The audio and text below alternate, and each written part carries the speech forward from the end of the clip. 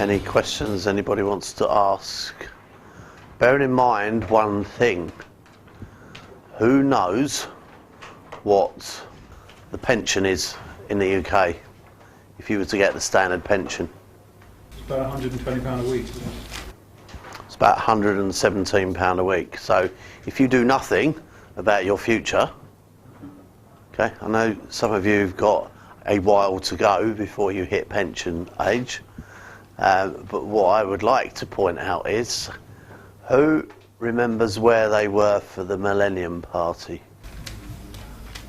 Okay, how long ago does that seem it was? Not long. Okay, how many years ago was the Millennium Party? 14. Okay, how many lots of 14 have you got before you retire? Some of you might have 3. Okay, this is the reality of where you're sitting now, and you know, today is a day when you can actually go, right, no, I'm going to do anything about it. Now, I know you are doing something about it because you are here learning how to do property. Okay, but it's just to highlight that if you don't do anything, £117 per week is the figure that they pay at the moment, and like that little old lady, you have a choice of whether to eat or to heat. You certainly wouldn't have a choice of petrol, because I know my petrol bill's more than that pension. I think my wine bill's more than that petrol bill, that pension every week. So, business plans. Who would like to go first? Sophie. I've got one for them. Yeah, we'll move. Well, we'll tell you. Do you think it might be good? It's all right. Okay. Is it the best you can offer it? Yeah, it is at the moment. It's the only one I can. Well, if it's the best you can give, because that's what it's all about, isn't it? It's about I've lost it. giving it the best that you can. Yeah, in the time you can allocate to it. I know people who have actually gone to their bosses and said, "Can I do a 4-day week?" Yeah, rather than doing a 5-day week. I've known people who've gone and said, "Can I do a 10-hour day instead of an 8-hour day?" and work 4 days a week. In order to give them that day that's so valuable towards your get ahead stuff. You ready? Yeah. Do you want me to answer the questions first that you'd set out? How much time? Yep. The time, that's for both of us. Steve and I. And who's Full in time. charge of Steve's time? Me. Just, I know he's already shared that, so I know he didn't mind you saying that. Okay. Steve will be doing it full time, but because I've got home responsibilities, I'll be doing it part time. Okay. I was fortunate enough to lose my job in January, so Yep. that makes 2 full time. Okay. Working capital pot. We've got one house for sale. Yep. When that comes through, Mhm. then we'll have at least 20,000. Okay. The area is something that we're going to have to research over and over again till we fine-tune it and get Yep. it right. Mhm. But we're going to be focusing on Lincolnshire, Yep. or if we're casting our net wider, it'll be the Midlands. Okay. We currently live in Lewisham. Okay. Because the children go to school there, Mm-hmm. upping and leaving quickly is not, Okay. Do you own your Reason. house or rent your house there? it's a mortgage property. Yeah. Okay. So, if you want to, and I know you've already spoke about this, you can rent your house out so you get the benefit of the capital appreciation, Yeah. and then perhaps look at renting somewhere where you want to be investing. That's a good idea, Glenn. But there was just one thing in my mind. I paid for about 8 or 9 years for a mortgage protection plan, and because I've lost my job, I can actually get them to pay for it for a year. Yeah, and? So maybe I'll keep that moving bit for next year, because then I can then change the purpose of the mortgage. Because right now it's a residential mortgage, and if I let it out, I might be in trouble. Okay. So risk reward the potential of losing your insurance policy? Yeah, Okay. because that covers the whole mortgage. Okay. Well, if it covers it, you could leave it empty, Okay. or you could leave a house sitter there who might just happen to pay you a bit of money but not actually be a lodger. You're actually allowed a lodger. You're allowed to rent one of the rooms out. Right. Are we? You can rent one room out, yeah, in any house you can rent a room out. All right. About 70 quid a week. Yeah, but from a mortgage perspective, it's allowed. Well, you're within your terms and conditions to rent a room out. Okay. That's very good information. Okay. Yeah. And we have the short-term goals. We want 2 rent-to-rents in or around Lewisham, straight away. Okay. That's Now, for the I'm cash going to ask you to say that again. we're going to get That's far better. within a month. See the difference? Yeah, within a month. We're going to get our cash flow sorted.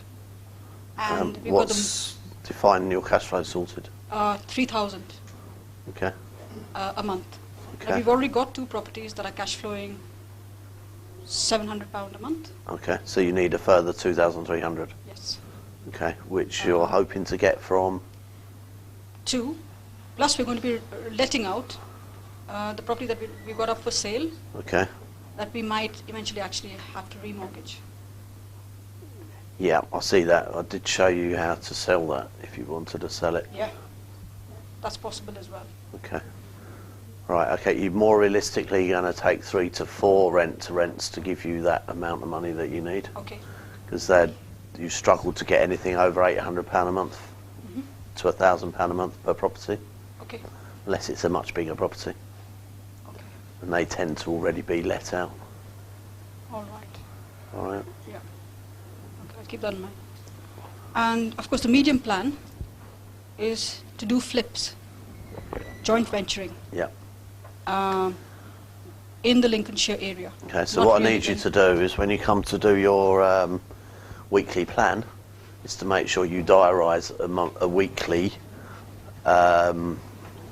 place to go, like what they call network events.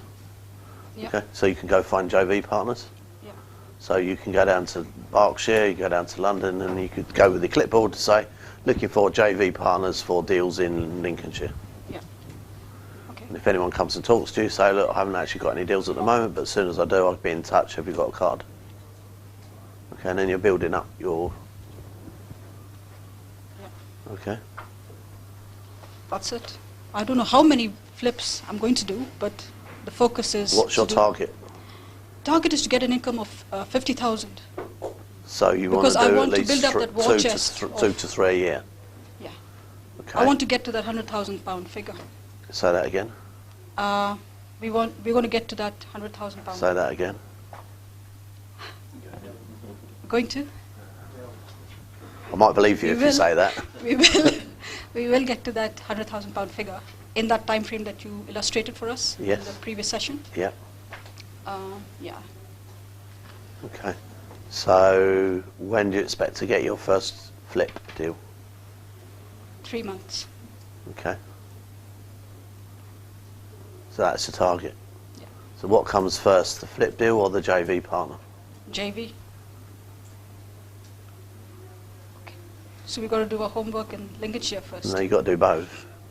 You've got to look for JV partners and for a deal. Because whatever comes first, once you've found a deal, it will be much easier to find a JV partner. And once you've found a JV partner, it will be much easier to find a deal. Because you've got Yeah, like I more see the clout logic. there, yeah? So go for both. Yeah. Okay.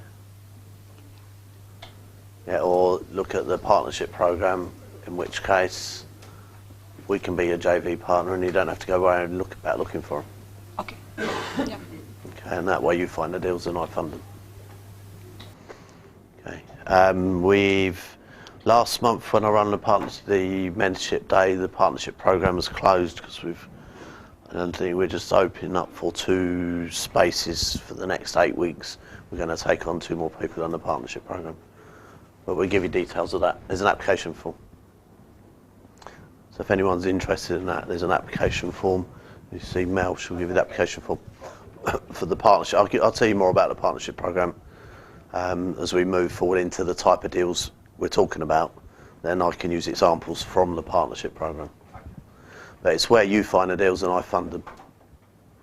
And you get to take our bank statement into the estate agents and say that's my partner and blah, blah, blah.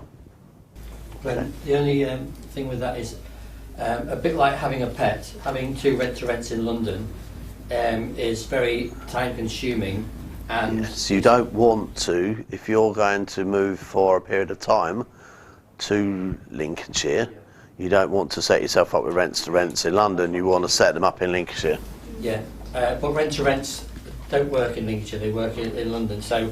Pardon? In Lincoln City, because of the student population, and there is... No? Why do you say they don't work there? Because the rents are not high enough. Okay. What, the room rents? How much are the room rents? About 200 a month. A room? Yes. They work in Lincolnshire, in Lincoln City. Do they? Rent to rent? Big rent rents in Lincoln City. Oh, right, okay. In Catherine's Grove, big rent rent. Months Road, all the roads on Monks Monks Road, I Road. know, because of the student population. We've got buy-to-lets in Lincoln, but we never considered rent to rent anywhere outside Works. London and the home counties, really. It works. It's anywhere that there's a need for rooms. It's not just students in Lincoln, there's a lot of professionals in Lincoln. Especially at the Belgate end. Okay. So Stephen, to you, that's why I know. It's about 300 per room a month in a share house. Really? Yeah, That's students. but that's students. Don't let students. Don't let to students. Not unless you've got a really good insurance policy. Says a student. Yeah. Did you have fun? Just get the parents to guarantee it. I've been looking at trying to find. Oh, I'll be finding someone to help me run a company that allow me to free up my time, Okay. and then from there looking at doing rent to rent, Okay. build up a cash flow. Okay. In an area of Stafford, nearby where I live. Okay. It's about half an hour away. All right. So, what I'd prefer it if you did. Are you looking at taking on someone full time to take over what you do in your role? Yeah. To allocate a bit of time while you're searching for Yeah. the right person to go and do one. Yeah. At the moment, you'll probably do, even trying to find that person, so I can probably do 2 hours a day. Okay, which is ideal Easy, yeah. if you're doing it within your local area. I was speaking to Sophie at lunchtime, and they said they don't really get time to source anything.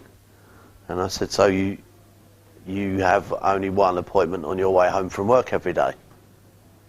And you said? Okay, it's working your time. If you have an appointment, if you haven't got time, you'd have an appointment for one deal on your way home every day.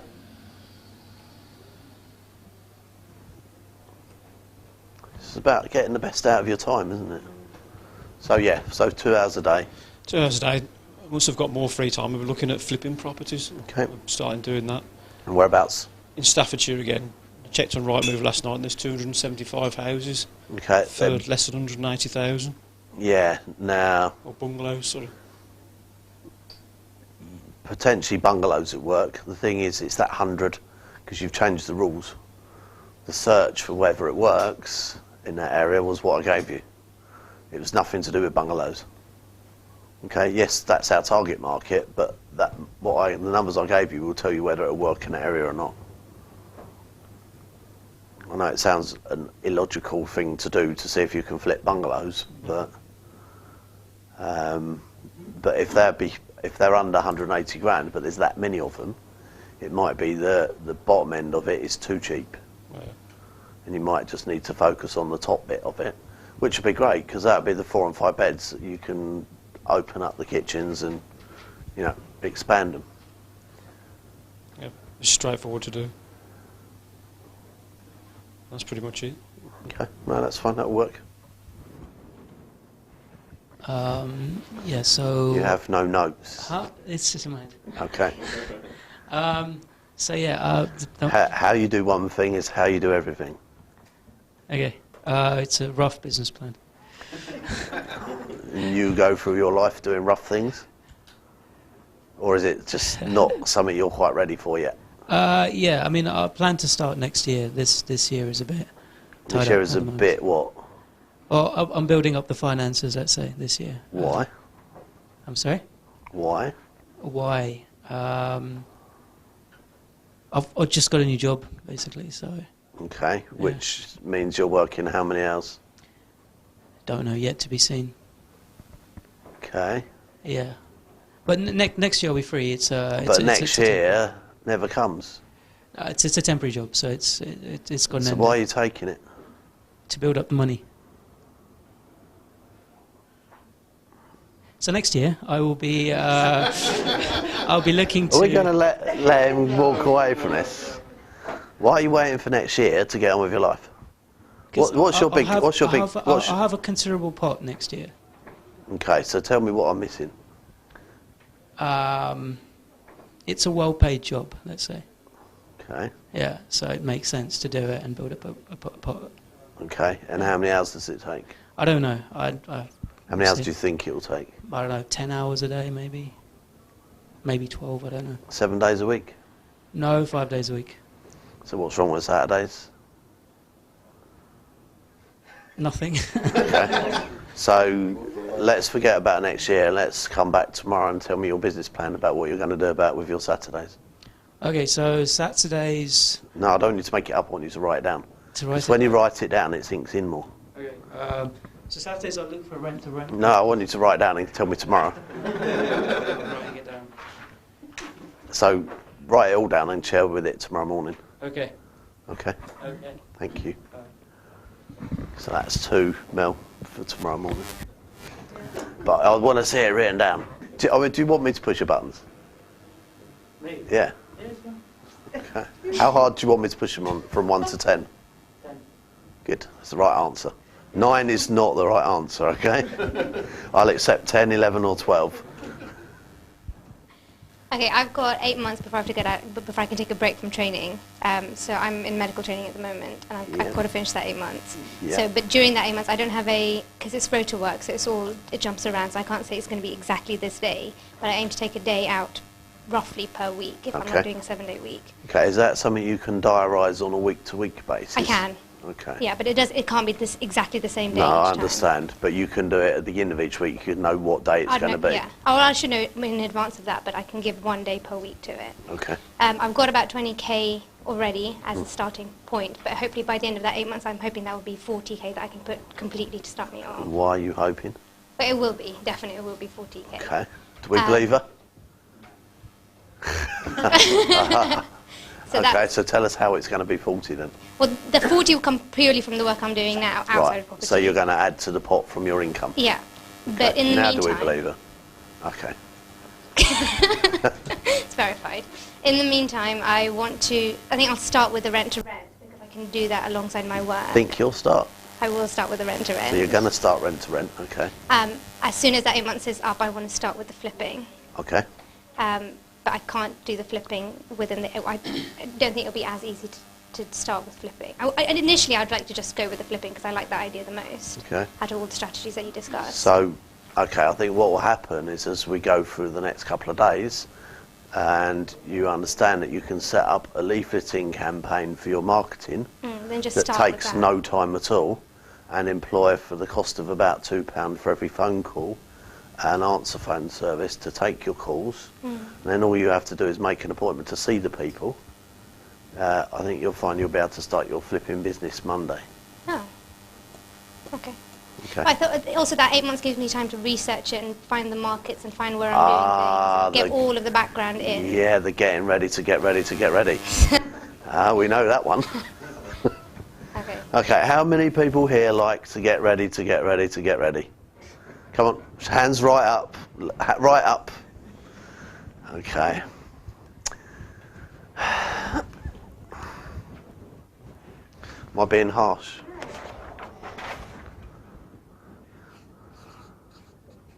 most people work like that, okay?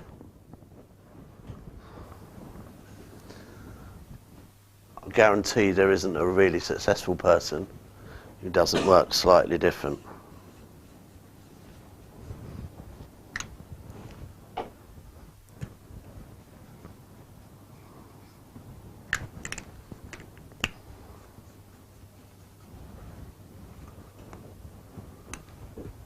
What does that mean? It certainly doesn't mean get ready to get ready to get ready, does it? Because it's like, oh, there's the bird. I definitely don't want to miss. I definitely don't want to miss. I definitely don't want to miss. I definitely don't want to miss. Oh, it's gone. Okay.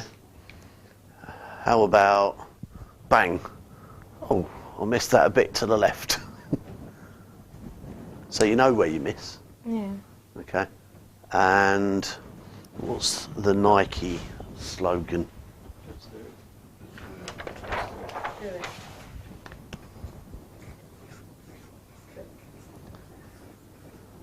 Do you know where Nike got their motive from? I think it's Nike. It's the winged goddess of flight for running. Okay. Okay, so forget about the rent-to-rent, just go for... No, I didn't say forget about the rent-to-rent. If you've got a full day once a week, you've got plenty of time to set up a leaflet company that is, or set up your leaflet distribution, which will feed you your flip deals, and you can spend the rest of the time searching for the rent-to-rent deals. And yeah, you will run into challenges as you go along, and you just jump on the webinar and go, Glenn, how do I do this? At the moment, we're doing broad brush. Yeah. Right, let's get our plan out there. Let's understand our plan, and let's. Yeah. Can we have that from everybody? Just do it. Okay. So let's all tell her. Let's point out. Okay. All right, okay. Good.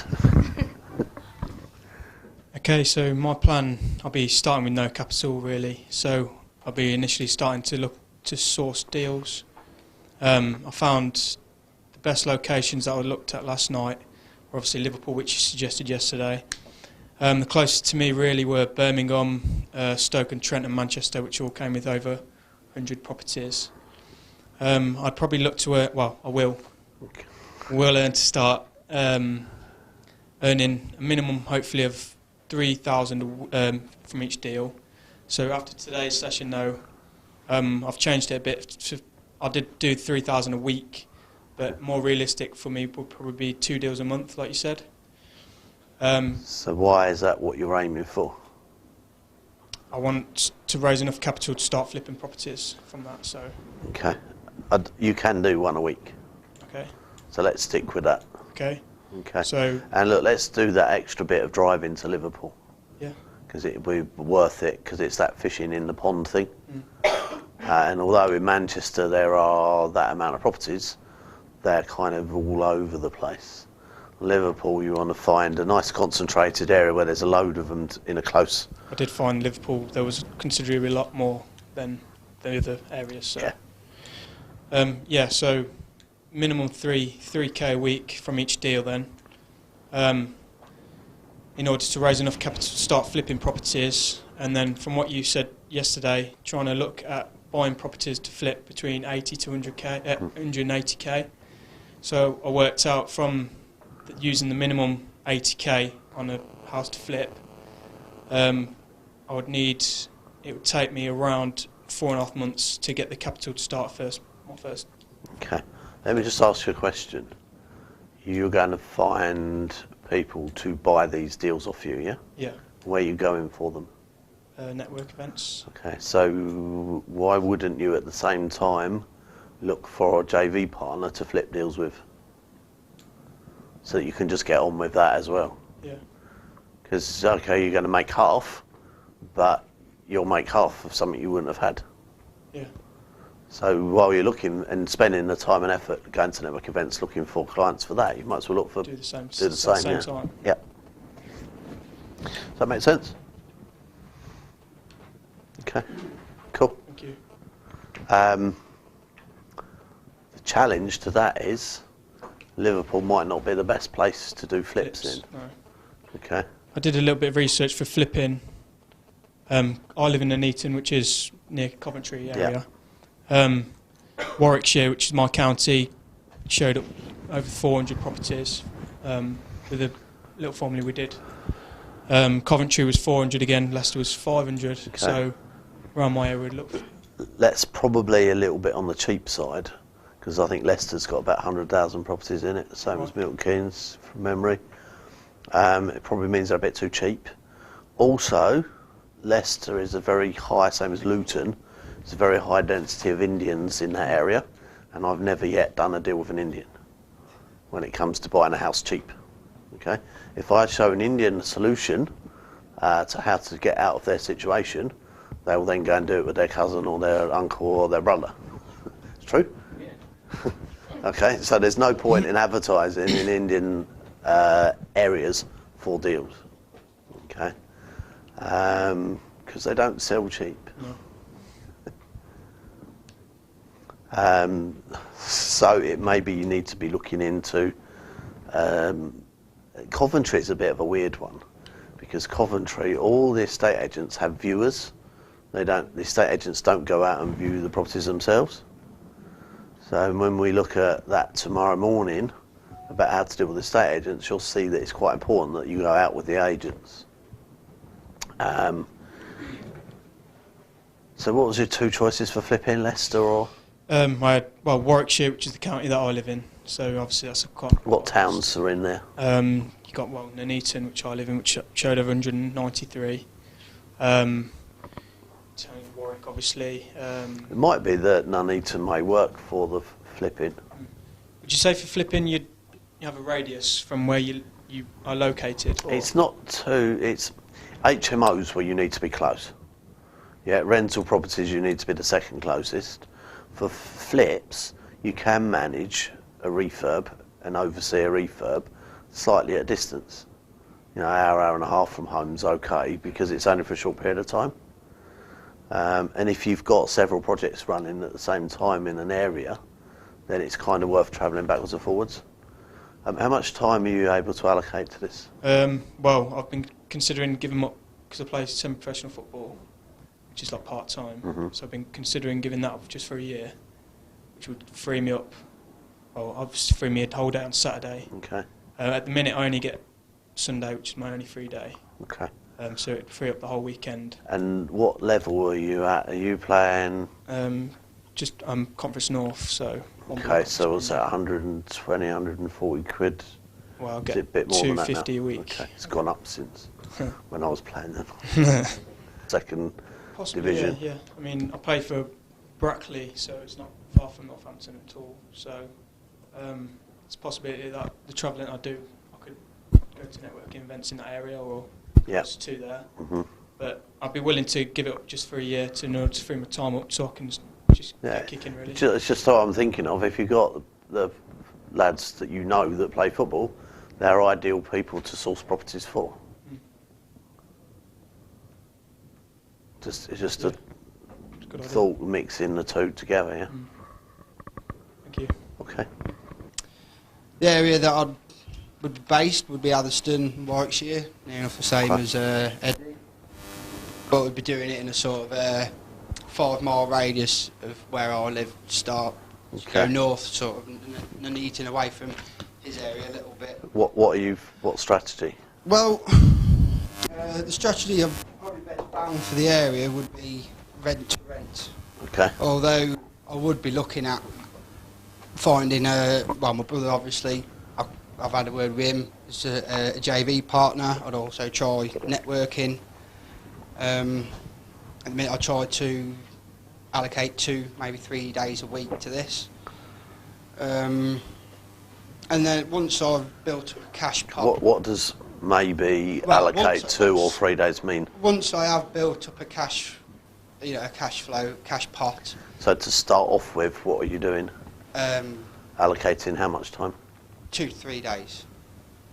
Okay. And once I'd got a cash pot of my own, from doing different ones with my brother or networking, let's say, then I'd probably look at trying to take on rent to rents myself without partners or start flipping on my own. I got one here I found not far from where I live. It's a 3-bedroomed house, but they were not renting the house, they were renting the room out for $117 each. I thought if I could turn the lounge and diner into a bedroom, that would be 5, so that's 3. That's your profit. The 5th room's your profit. Yeah, 368 times 5 minus 500 for the bills. That'd leave me 800 profit and 40 for the landlord's rent. Now that's £60 less than what he was asking anyway, but after the estate agent's fees, that's probably what he would have got anyway. Yeah. So. So that potentially is your first rent-to-rent deal. Yeah. Like I say, because I'd probably have to start with my brother or another third party, I'd probably have to split that 800 down the middle for a few months. But hopefully, start getting one. You keep using the word hopefully. I know. Well, that's the plan. That is what's happening. I'll find other ones in the meantime. Try and build my cash pot up until the point where I'm not. Try and build your. Once the cash pot is built up enough so that I don't have to find JV partners. Okay, and define the number that you want in there. No, you need to. What number, sorry? The cash amount, not build up my cash pot. Well, no, I'd like to get the cash pot at least up to about 3,000. Okay. In the first 3 months, and then in 12 months' time, probably get that up to maybe 50. Not 50 a month, but I'd have 50k in the cash pot, say. Okay. And then try to do the ventures myself. Okay, all right. You can start doing that around about 20. Right. If you're marketing for deals and you're able to JV with the sellers, then 20 grand is enough to do it. Right. Well, once I'd got that 20 grand, then I'd still try and keep looking for deals where I could use JV partners just to try and get the rapport. Yeah, of course, you keep the whole thing. Not just keep within that radius of my address, other places and that. Your biggest asset is you've got 2 to 3 days a week. Yeah, well, I'm sort of in between jobs at the minute. I'm getting the odd 2-3 days here. I might be doing a week or two, but then I might be without work for a week or so. So I could, between the 2-3 days, anything up to a week, I could try and allocate to this. Okay. Or will allocate to this. Yeah, and I understand where the words are coming from because you don't know on a week-to-week basis. No. Because you're grabbing work as and when you get it. But I'd try and use whatever time that I'd got, evenings, days, weekends, to network and try and to source money for these. Okay. And then in 12 months' time, not have anybody I could find my own and do it all myself. You're probably one of the people I can help the most. Well, I did put down here as well, there's other things as your mentor or partnership as well, trying to sort that out. Okay. But it's getting that initial, 500 or whatever a month to start. That's where I'm going to probably struggle, or that is where I'd, after a couple of months. Yeah, and one rent-to-rent deal will put that straight. Yeah, and then hopefully, and then I'd get that, apply for the mentorship, and if I could, and when I find a deal, I've got the third bloke's name. Tony, yeah. Try and find a property that could probably title split. Cool. Okay, thank you.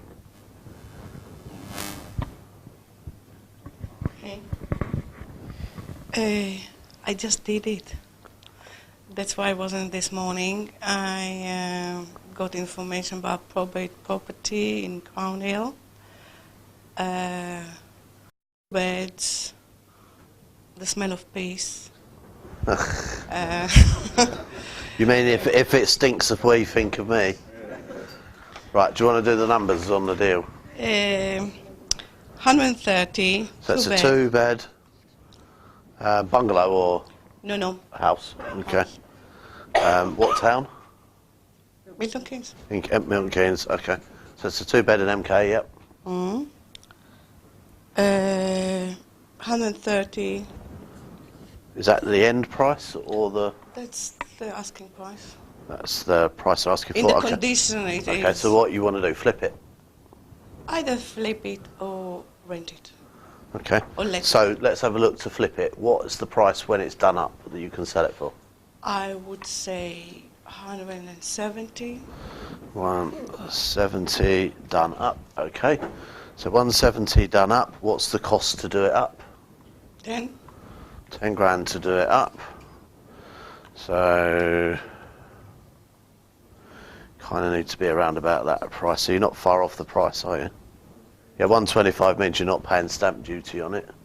Over 125, if you end up negotiating 127, you can do 125 plus 2 grand chattels, which is carpets, curtains, soft furnishing. So that 5 grand is probably too much to get away with for chattels.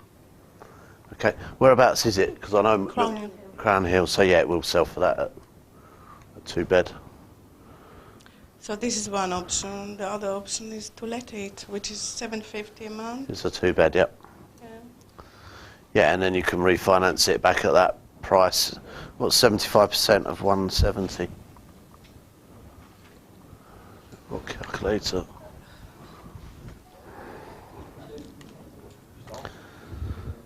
$170 times 75%. So 127.5. So yeah, if you refinance it in 6 months' time at 170, you can pull all your money back out. Let me check on that. No, you can pull all your money out. I'm competing with talking phones now. Women and phones. Okay. So, has anyone seen a certain television show with little creatures that sit up in the balcony? Do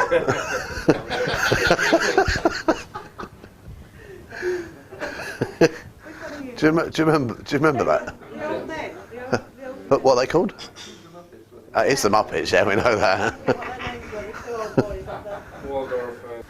The question is, what is, in your view, better, flip or let? I don't know your position. What do you want cash flow every month? 5, I said initially. Okay, and what have you got at the moment? 2.5. Okay, so if you need to build up towards that, this will give you another 300 a month towards that?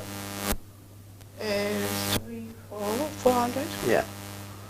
So if you have the money, so what will happen when you refinance this in 6 months' time, you'll retain your working capital part, but you'll have added £200-300 a month to your cash flow. You see, it's about having that cash flow that you want, and you build a portfolio around your end result. You always start with the end in mind. So you've asked lots of questions about where you are and what's happening, starting with the end in mind. If your number one aim is to have a 5 grand a month cash flow, you have to ask yourself, what do I need to do to get a 5-month cash flow? And then it's all about cash recycling so that you retain your working capital pot. That way you're not too worried if there's an interest rate rise, because you've got a big chunk of cash that you can keep working with. So you buy that, 6 months' time, you refinance it, and it'll make £300 a month. Okay? And very soon you'll have enough that will pay you 5 grand a month. Can I ask a question? Of course you can.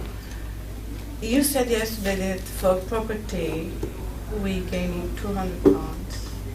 That's not my experience. How did you get to this figure based on what interest mortgage on mortgage? Right, what is your experience? My experience is at least £400. Okay. So,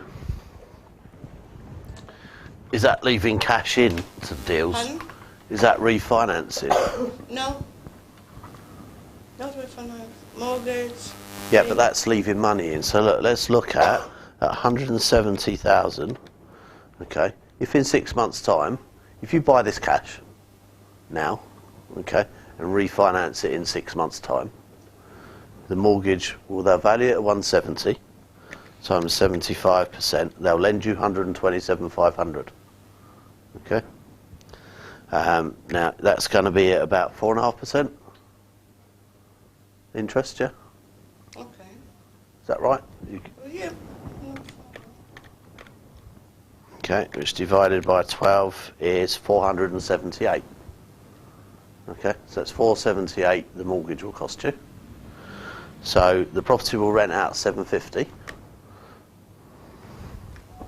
So if the property rents at 750, okay, and your mortgage is 478, you're going to have insurance to pay as well, aren't you? Yeah. So let's call that 500, including. How much is insurance? 100. It's about £20 a month per property. 140 a year. It's about £20 a month per property for insurance, for decent insurance, one that pays out when you want it to pay out. You can get cheap insurances, but we've had nightmares with them. I do insurance that deals with the residential landlord association. Yeah, okay, but 140. yeah, but that's £20 a month. No, it's not. It's less. Yeah, it's about £18. It's £10, £12 a month. Okay, but it's a small money. Okay. All right, look, what I'm doing is rounding this up. 750 it's renting for, and the mortgage is 478. Okay? At 4.5%, the mortgage on that, so you can borrow 100% of your money back. So that comes to 500. That will leave you 250 per month. My reality is not like that. Okay, explain how your deal works. Okay, a house, say I bought 150.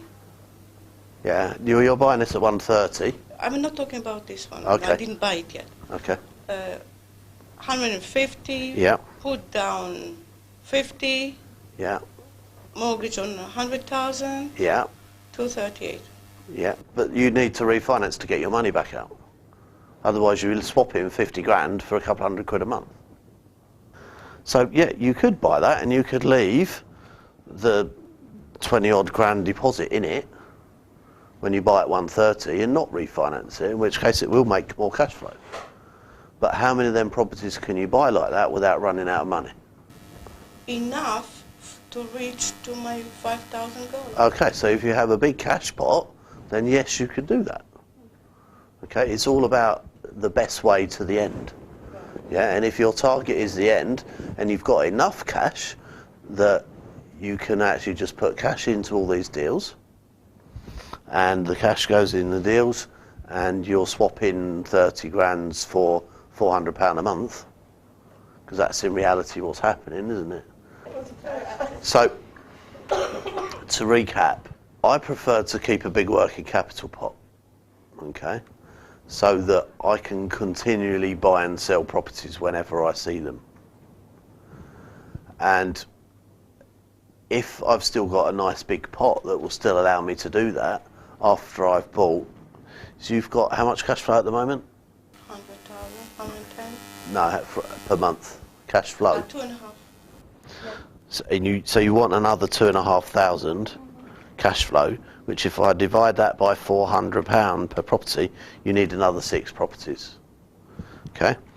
If you're happy to swap 6 times 30,000, which is 180,000, if you're happy to swap 180,000 for that extra cash flow that you need to bring you up to 5 grand, that's fine. If you then leave, if you're providing you've got enough cash to have your 100 grand pot left, so as long as you've got 280, 300 grand, that's fine. If you haven't got 300 grand, then you need to recycle some of them. Okay? And I know your biggest challenge in your head is interest rates going up. Yes. But if interest... I didn't get the answer yet. Pardon? I didn't get the answer. No, my crystal ball is a bit furry about when interest rates are going to go. It's a bit cloudy. Okay? If you've got a big enough working capital pot, that's fine. If you hit a problem, because interest rates went up, you may need to start looking at multi-letting some of the properties, but rents will go up. Okay? The other landlords will have to put their prices up if interest rates go up. Okay? Now, if we look at the big picture, and as sort of quite a financial person, you've got quite a background into Do you want to share that with people, your financial background? I qualified as an accountant many years ago, working for a bank. I worked in the insurance sector. I worked in the legal sector as well. I look at big picture projects, strategic projects, and how macroeconomics works on what we're doing. In terms of your problem, I would... Challenge. Challenge, yes, sorry, that's a better way of phrasing it, thank you.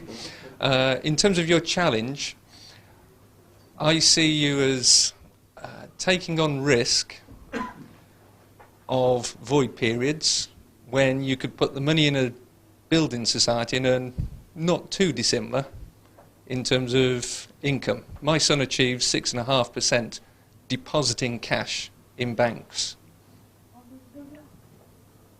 He's smart. So you're taking on risk with your own money but not achieving a financial return, is how I would see that. Is that your... Well, if you're swapping that amount of cash, yeah, that's fine if you've got a big capital pot, and if you want to add to your income and do a few flips, and it's so much easier to do flips if you've got that cash pot. So I wouldn't be swapping up that cash pot. I would recycle that cash, make £250 a month instead of £400 a month, and get my 30 grand back out so that I've retained the cash. Okay? And do it like that, so I never run, and I keep my big working capital pot, which will allow me to do so much more. Okay, it's very hard to build up a cash pot of over 200 or 300 grand. So to achieve that, it's very, very good. But you need to hang on to the pot to maximise. You see, you can do, with that money, you could just flip that and make yourself 20 grand. Because you've got that cash pot, it's easy to do. You'll make more than that because you haven't got finance costs. You'll probably make like 25, 28 grand on that flip. Okay? It's all about the end in mind. And if your end is to have a yacht, what's the cost of your yacht you're on? What's your budget for it? I didn't make research to this question. I didn't research it yet. Okay, what do you feel it might cost? $1 million? Okay, so if your target is to buy £1 million yacht, okay, because that is your dream, that is your why, if that's your absolute why, then you need to use the best strategy to get you to that pot as possible. You know, to get you to that position. And borrowing money on a boat is much dearer than borrowing money on a car. It's 9-10% interest. Okay? And then you've got the mooring cost and the maintenance cost of a boat. Most people, they say about boats that the two best days of owning a boat are the day you buy it and the day you sell it. Yeah? So have you ever rented a boat? I have cousins with a boat. Okay, so you've experienced the boat experience. The buzz. The buzz. Okay. How badly do you want it? Pardon? How badly do you want this boat? I can always go to my cousins. Okay, so you don't really want it very badly. No, I'm not desperate. I'm quite happy. So it's all about our why, isn't it? It's all about what we want and how badly we want it. And why do you want a £5 grand cash flow?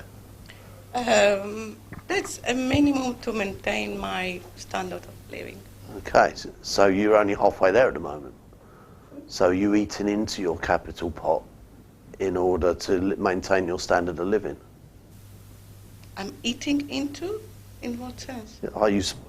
If you've only got 2.5 grand a month cash flow, and your properties, yeah, and your expenditure is 5 grand a month, you have other income. I have other earning. Okay. But from properties, I have 2.5. Okay, and you want that to be what? 5. Okay, so if you want that to be 5, how bad do you want that? I want it. Okay, and how bad do you want to keep your capital pot? It's not that important to me to keep the capital as Okay, long then as it's perfectly all right to swap your pot for cash flow, and you'll get the capital appreciation as well. So that's, I totally get that. Okay, it's about the end in mind, what you're aiming at, and you don't really want the boat that bad. So therefore, you know, you're not really going for it. Pardon? Could be nice. Well, that's the thing. While it's nice, it will never happen. Okay. So Yeah. you rent one for 2 weeks a year, tick the box. Yeah, cheaper. Yeah, it is. And there's an saying about that, whether it flies or floats or something else, rent it. Which a few people obviously know because you're grinning. But yeah, if that isn't that important to you, that isn't that important. So rent a boat. How much will that cost you? 20 grand for a couple of weeks. Okay, so flip one property a year out of the cash you've got, and you can go on your holiday on your boat for 2 weeks a year, and that's far cheaper than owning it. But it's about how badly you want stuff. It's about that burn in there, isn't it? And if that burn's there, you'll do what it takes. And if the burn's not there, you won't. But that deal's okay, them numbers are okay. Yeah. And for sleeping. And You either, recommend. you have a choice, yeah. And for sleeping rather than letting. It works for both. That will give you 25 grand profit.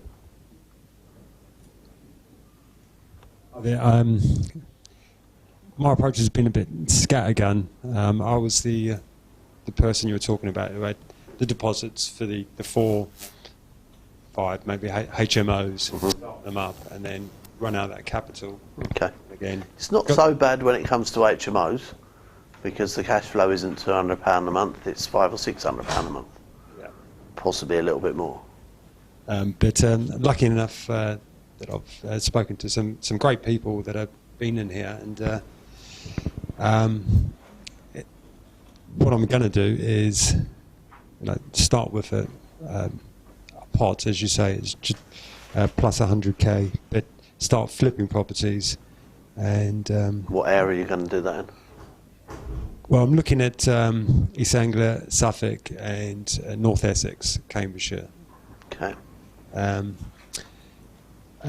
looking to do one, I think, to begin with, and probably the first 4 to 5 months.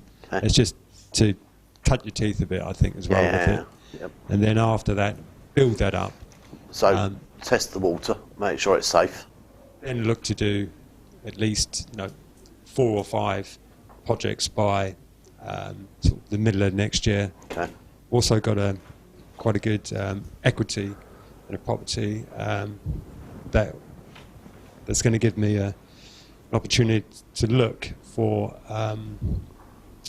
title splitting or some other type of project in Cambridge, because I like the area, and again, what's probably a good idea, because as part of the mentorship you get that box set over there, which is a thing we called From Investor to Developer, but that's title splitting.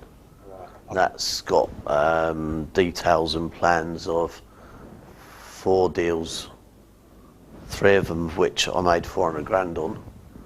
I'll be going through my title splitting process tomorrow, on Sunday. But we do run a day where we take you out to them. Okay, when you go out and see them and see the types of properties you can do it to, it opens up your eyes. And I kind of share with you the secrets of what we do. Andrew came with us the other day, and no matter what level you're on, it's an eye opener. There'll be some stuff that we cover that you wouldn't have ever thought of. It was a very enlightening day. It helps you look at property in a completely different way. I approached last night's project using some of that information and actually found 2 potential targets that I'm doing a drive-by on tonight on the way home. Which you never would have seen if you hadn't been on that day. Yeah.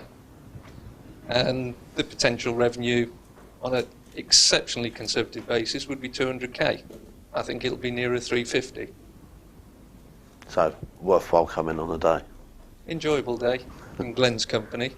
A beautiful lunch, thank you. And very, very educational. For that title splitting day, we charge £500 if you're on our mentorship programme, or £997 if you're not.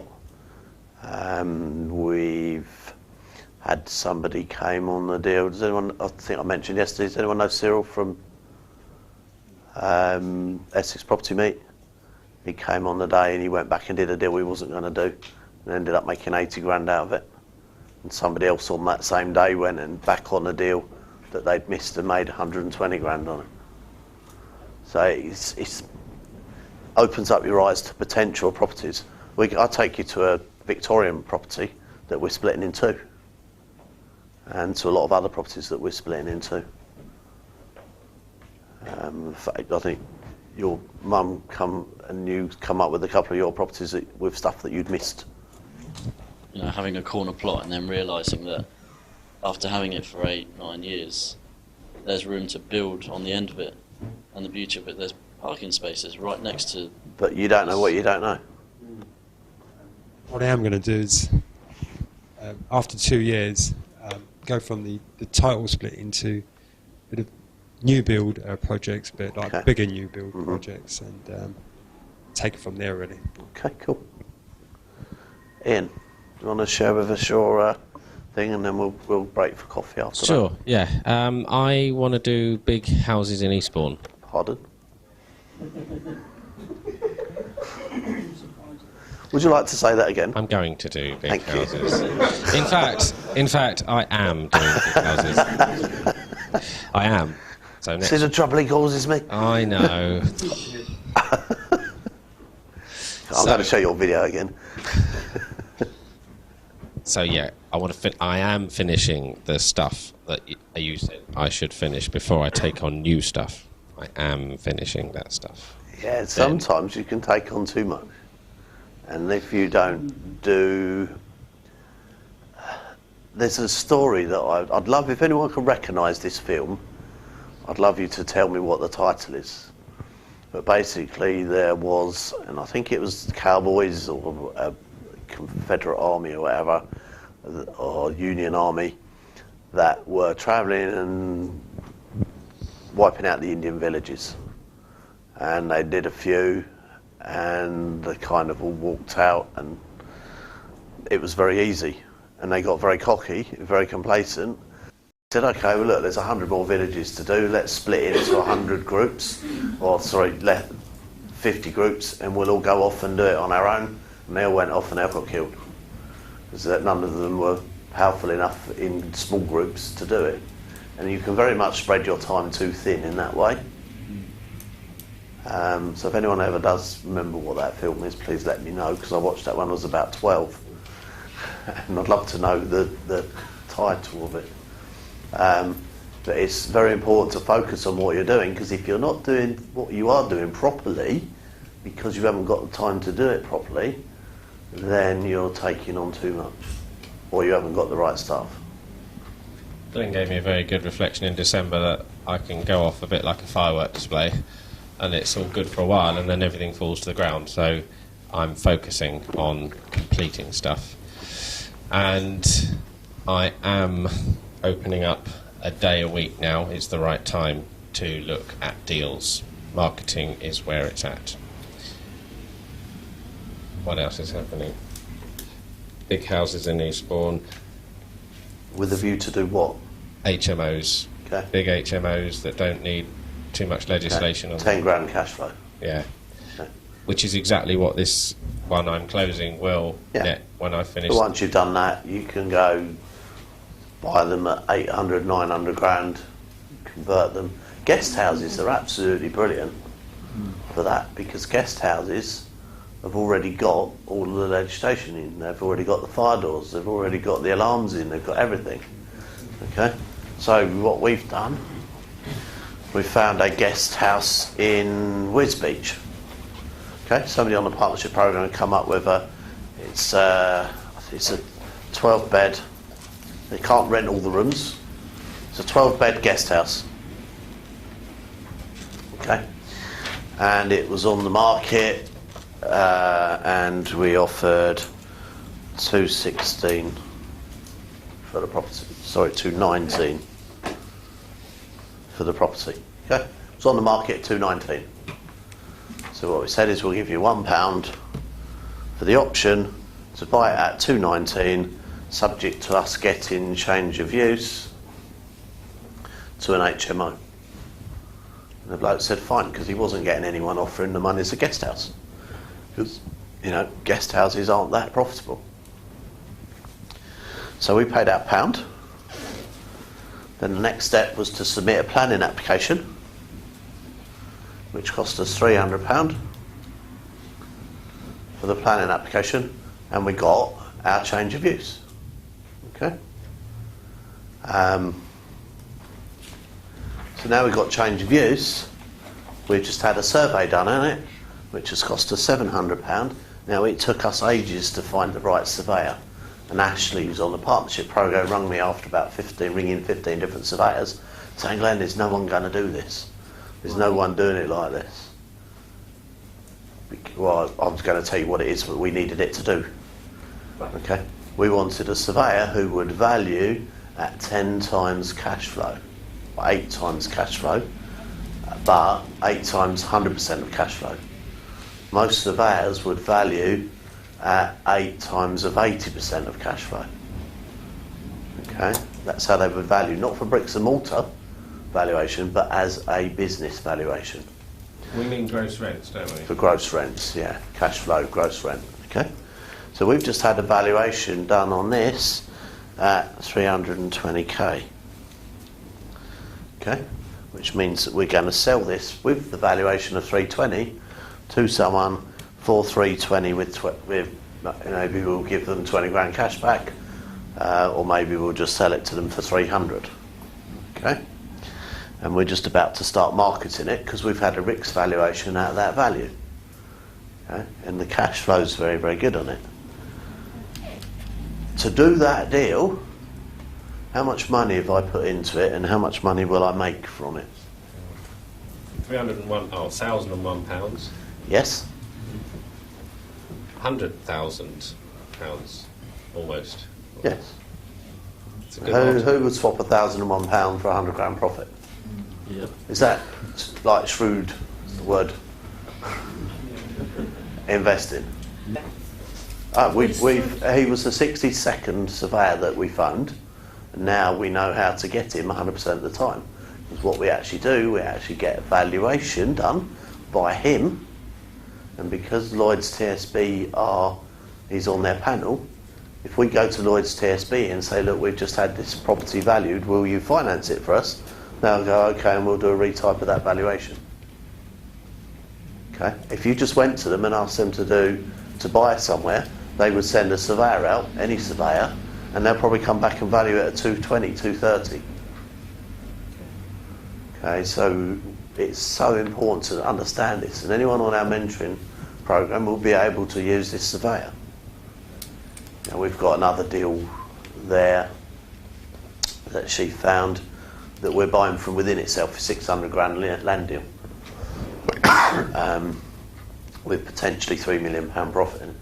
£3 million value, that when we've paid the 600 is over £2 million profit, and we've paid £1 for it.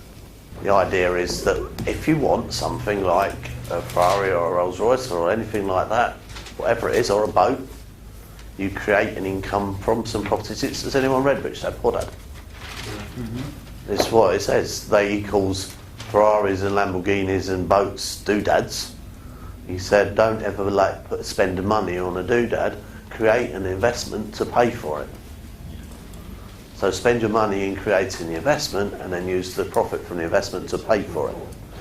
So if I want something, I've got 3 HMOs that pay for my Ferrari. And I've got 2 more payments to pay on my Ferrari, and then it's all mine. And I've still got £3 grand a month coming in from my 3 HMOs that I bought to fund the car.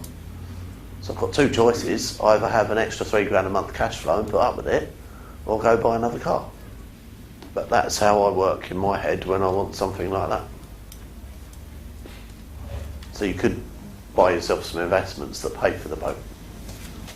Good question. I did a search for houses under 160, nothing in the southeast. Hastings used to make that grade. Now it's 200 to get 100 properties. Yeah. Is there still flipping potential and owning potential in that town? We've got 3 deals going on at the moment in Hastings, although one of them's a commercial deal. It's a dentist that we're buying the lease because the dentist have moved and their contract's come to the end, and it's got quite a lot of bedrooms which will make quite a lot of profit. And basically they said, well, you can have it and turn it into a HMO if you want, as long as you take it for 10 years. Like normally we're trying to talk landlords into doing longer, as long as you take it for at least 10 years. There's about £2,000 a month cash flow in that. Phil's doing that one. Phil's working in Hastings. Okay. So we've got 2 other deals going through as well. Okay. So it does work down there. One's definitely a ramshack bungalow, but it's got potential to build another one in the garden, and that's just that. It's what's the coast road just up the road from Hastings? Pet level? No, Right. lots of bungalows. Fairlight? No, From Hastings? near Hastings. It's probably about 10 miles from Hastings. Rye, Fairlight? Right, it's in Rye. Has anyone seen a picture of me up that ladder on the scaffolding? Anyone seen that on the Rightmove? On Facebook. Well, that was walking along the coast, and what they've done is they're buying bungalows and turning them into proper houses, but with higher rooms, so that they get sea views from the top, because the bungalows haven't got sea views, so you can see over the top, and that adds 20 to 30% value to them. And it's so important that you know what market to do what in, because around there, if you can get a sea view by going up, and a seafront property in most towns, seafront are probably 30 to 50% dearer than non-sea facing, non-seafront properties.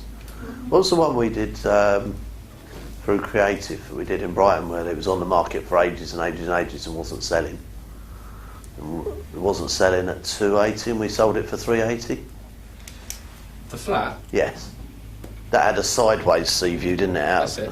Yeah. I'm trying to remember the deal now. It had been on the market probably for 2 years. Been on the market for 2 years. Family had kids in it, had no space, desperate to get out, but they had good financial means. No one had been able to sold it. All the big agents had been in there.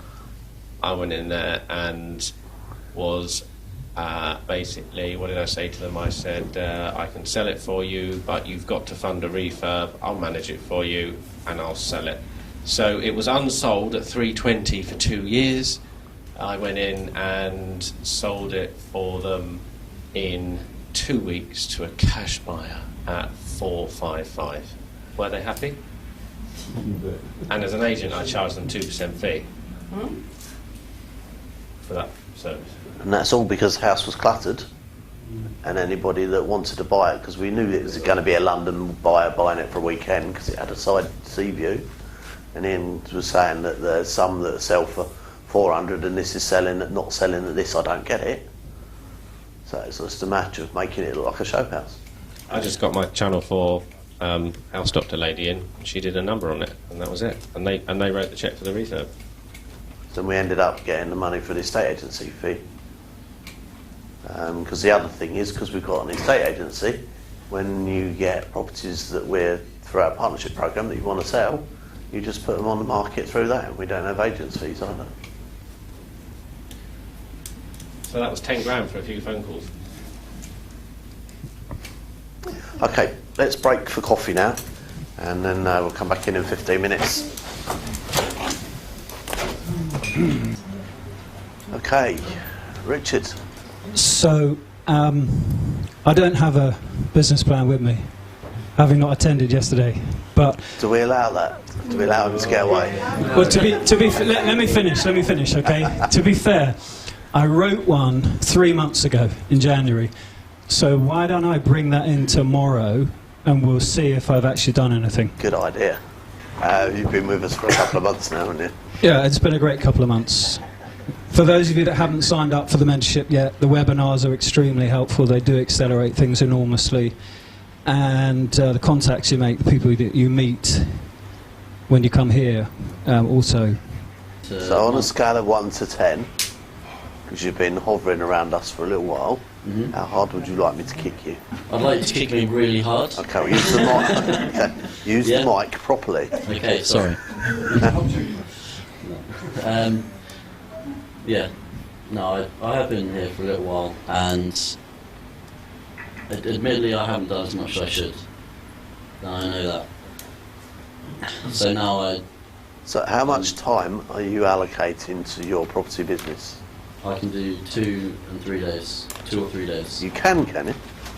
I can. So, would you mind if I... how many do 2 or 3 days? How many days are you going to spend on your property business? Because can does not wash with me. Okay, I will do 2 days a week. And what 2 days are they? They'll be Thursday and Friday. Okay, and what actions are you going to be taking on them 2 days?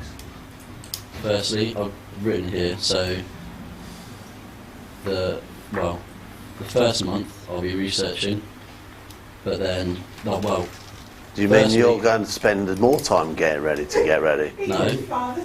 Right, so, yeah, the first month is obviously in weeks basis. So the first week would be finding out, ringing agents, things like that. Then the second week... Finding out what specifically?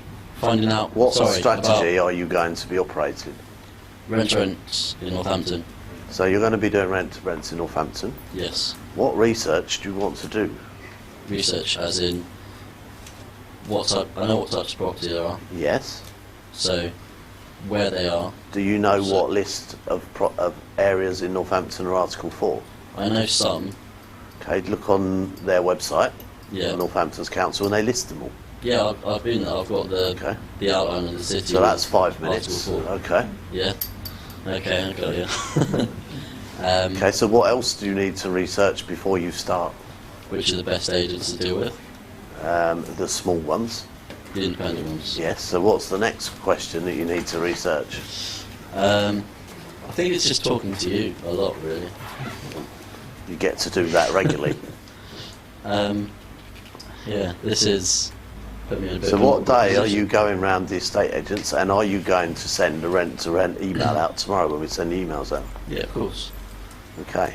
And in that email you're going to add, and I'll be in Northampton on Thursday? Yeah. Okay. So where do you get a list of them from? Of? Estate agents in Northampton. So on Thursday and Friday you're going to Northampton? Yeah. And what are you going to say to them? I have no idea. I'm terrified now. Oh no, I can see that. That's why you've been thinking about Yeah, doing it it, and is, thinking it is. about doing it for ages.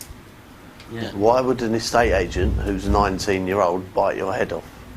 Because they obviously know a lot more than I do. No, they don't. Do they not? No, I bet they haven't got parents who own lots of properties. Fair enough. They haven't done this course. They haven't got a clue. So they're nothing to worry about. So what's your problem? There's still the niggle in the back of their head. What is the niggle? It's just that... You think you're not Okay, good let's enough to get go do out. something. Let's get. Right, pardon my French. Right. What's the worst thing that can happen?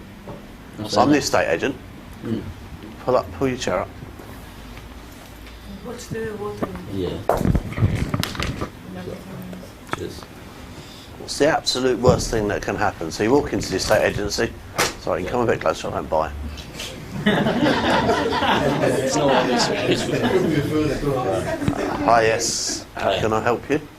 I'm going to research this a little bit, mate, so bear with me. So what are you looking for? I'm looking for 5 beds, 3 reception rooms. Why? Right, so I can multi that. Don't understand. Don't understand. Okay, so I'm looking for landlords who have 5-bed properties with a few reception rooms, between 2 and 3. Okay, what for? I can. What for? I can arrange a contract with them to guarantee them rent. So then that's I can what we do. manage it. Okay. I know. What's the absolute worst thing anyone can do? Just say no. Okay. No, we don't have. You're wasting my time. Fuck off. Do you think anyone's going to say that? No. Do you think anyone's going to be We like don't that? have anything at the moment. You're wasting my time. Fuck off. You're wasting my time. Fuck off. Right, now you won't ever hear that again. So what's your problem? So now what's your problem? Lack of experience. Okay, I get that. Okay, so should we change it the other way around? Would you like to be the estate agent? Yeah. Okay. Okay. You can tell me, yeah. Okay. If you feel like the need, because I'm not saying the right things, then please feel free to tell me where to go. Okay. Okay? It's a great experience being told where to go, because all of a sudden you realise it doesn't really matter. Okay? It doesn't matter if someone shouts at you, does it? It doesn't matter if someone thinks that I'm an idiot. Yeah? 99% of the time I'm a far richer idiot than what they are. So who gives a stuff? Okay. It's nice to meet you. You have my email. Yes. My parents are building a property in this area. Okay. And they have 5 or 6 Polish builders they need to put into the house. Right. Do you have a property suitable to rent out to my parents for the Polish builders? I can certainly have a look. How does that sound? Sounds a lot better. Oh. Can you practice that? Can you remember that? Yeah. Okay, now do it to me. Okay. Hi. You got my email? Yes, yeah. Okay. I'm looking for property because my parents are building in the area. Okay. Whereabouts are they building? They're building in Sunnyside. So you'll need to know that because they might ask that question. Yeah. Okay. Okay. Sunnyside is an area. Okay. Fine. Okay. Yeah, and we're building in the area, and we need to have some Polish tenants while they're doing work. Polish builders. Polish builders. They're not tenants. Polish builders. Sorry. Okay. So use the right language. Yeah. So looking to house some Polish builders while they're working on the house. Do you have Okay. anything suitable? So they're looking at subletting it. I'm being sort of, they will say that to you when you do let to let, rent to rent stuff. No, actually, we're not subletting. We actually just want the property. The parents want to rent it for their builders. Okay. Yes, I realise that you probably need to have HMO regulations in the property because there's different families living in there. Do you have anything suitable? Is that hard? No, not at all. It's very unknown, isn't it? It's like if you don't know what you don't know, you don't know what to say. If you don't know what to say, you don't know what to say. So you go with it. Try and justify something. Write it down and rehearse it. Write it down and rehearse it, yeah. Okay, can I ask a question? If you're not comfortable in spinning a story like that, yeah, how would you approach that situation? Find something that you are comfortable with talking about. The minute you start talking about subletting, the agents will say no. You could say you're a pastor. Hang on. No, my issue is that I can't tell lies. I understand, yeah. So I'm trying to ascertain what other way is there to get into that scenario. Okay, would you like to JV with me? So he does the lies. Okay. Look, I've got some builders that I need to go into whatever area it is you want. Yeah. Because I'm building the house. Right. Could you find me something, please? Yeah. Yeah. Your business partner is looking for something. Yeah. He tells me he needs it for builders. Yeah. Yeah, I can do that. Okay. So you can third party it. Okay. You can always play good cop, bad cop in any situation. Does that feel more comfortable? If that was a genuine thing that you were doing, yes. Otherwise, I would be just. I have got houses I'm building everywhere. Okay. If you can find me a plot where I can build and put some Polish builders in, then that's the case. Yeah. If, of course, it goes wrong and I have to do something else with the property because I'm committed to it for all that time, then I may have to do that. So you need to find me somewhere to build in that area, and yes, I will definitely put Polish builders in. If you can't find me somewhere, then I'll have to do something else. Okay? How does that sound? That sounds all right. Once you source the property that's available, so the 5-bed that he was looking for, you then just liaise directly with the landlord? Not very often. You're actually dealing with the letting agent if you're going to letting agents. Okay, they don't normally put you in touch with the landlord. They might, in order that you can negotiate who does the boiler servicing and all the things you need to negotiate. Right. Okay, what we do on the monthly mastermind is we do about half an hour chat on rent to rent and everybody's experiences, because everyone's out trying to find them.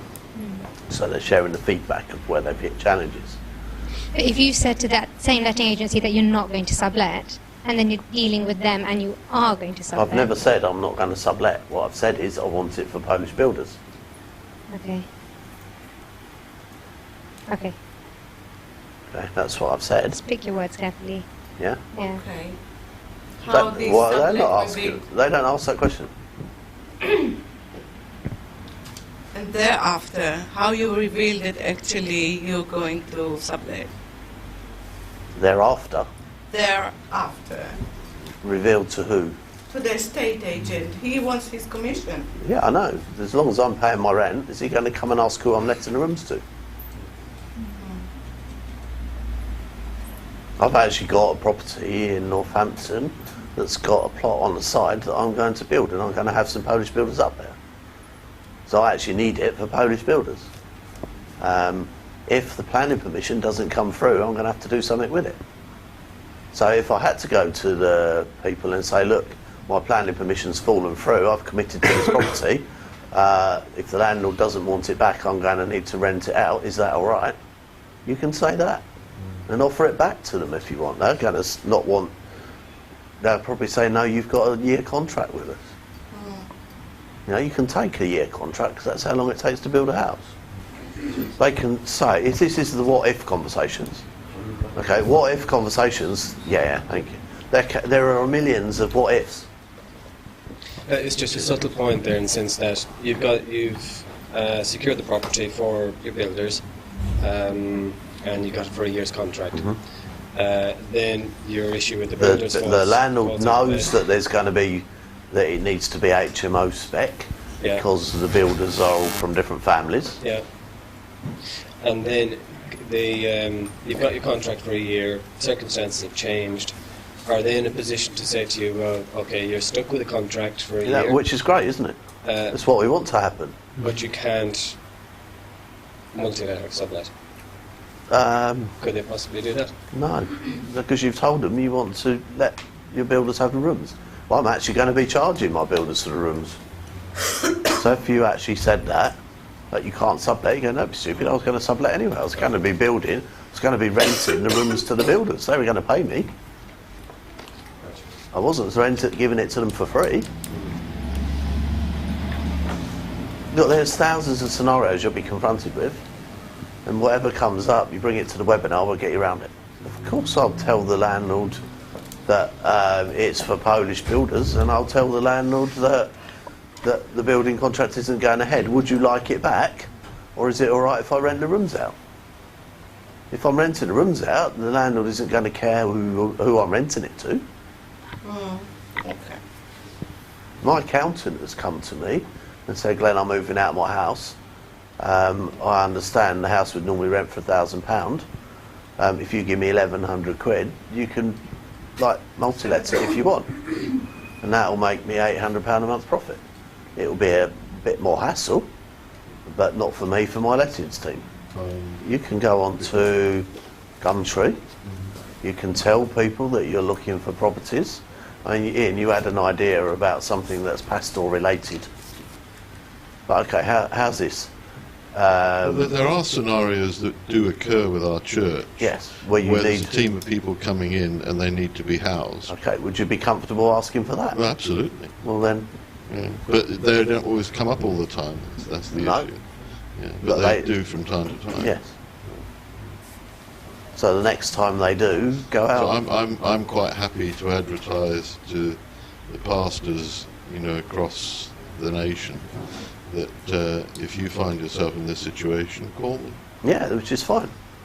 Because you can go on Gumtree and say, if you've got a property in this area and you're struggling to rent it, I'll rent it if you're happy for me to work it the way I need to work it. Please contact me for details. And then you're direct to landlord and you haven't got that challenge about subletting.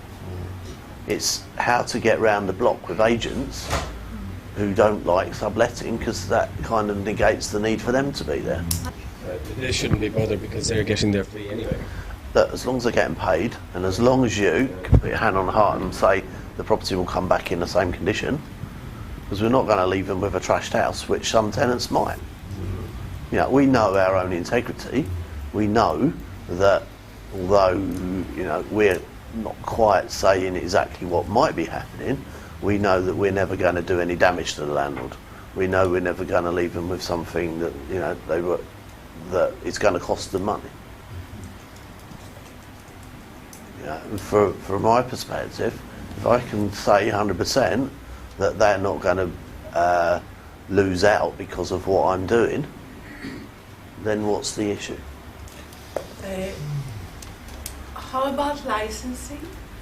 When it needs licensing, you'll need to license it.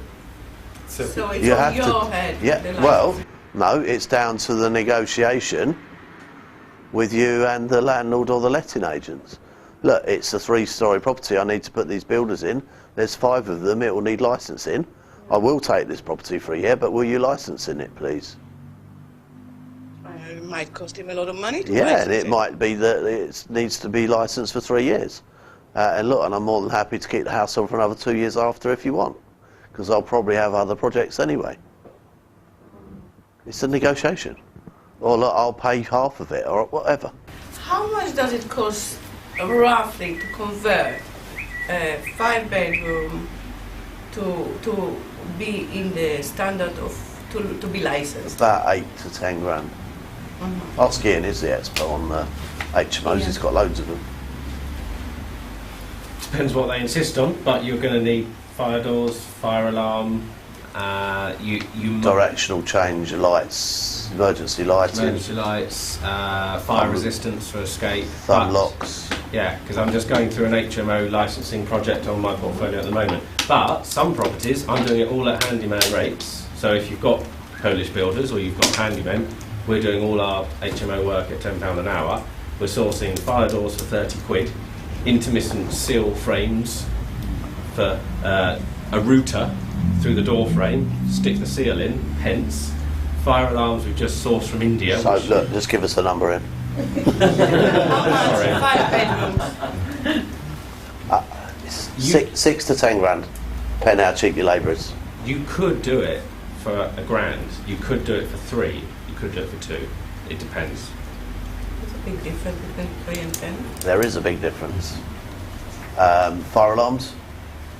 If it's an interlinked system with no panel, you can get the whole thing for about 300 quid and get a handyman to wire it all up. It's wireless, you just stick it into the light fitting. If it's a panel system, you're looking at 2 or 3 grand. Okay, emergency lighting? Emergency lighting, those strip lights are about £9. You wire them into the light fitting. They've got battery backup. Battery backup, they probably need 6, so you're in about 60 quid. Get your handyman to fit it, 4 hours, you're 100 quid. It doesn't need to be an electrician qualified to certified. You can get an electrician to Part P certify it. So once the job is done, Providing he's happy with the person who does it and they work together. We get all our electrics done by our handyman, pretty much, apart from the complicated stuff, because after that you're going to need an EICR anyway, a safety test, electrical installation condition report. So the electrician he's going to be certifying it all anyway. Job done. So if we said 4 grand? Max. Yeah, for a 5-bed house. Yeah. If you're doing it how you do it. Yeah. Okay. No issue about parkings? That's a whole different question. That's not part of the cost. You either get planning. Yeah, I know. You either get planning or parking? not. Yeah, but you'll either get planning or not get planning. You'll either get consent for change of use or not, and that will depend on parking.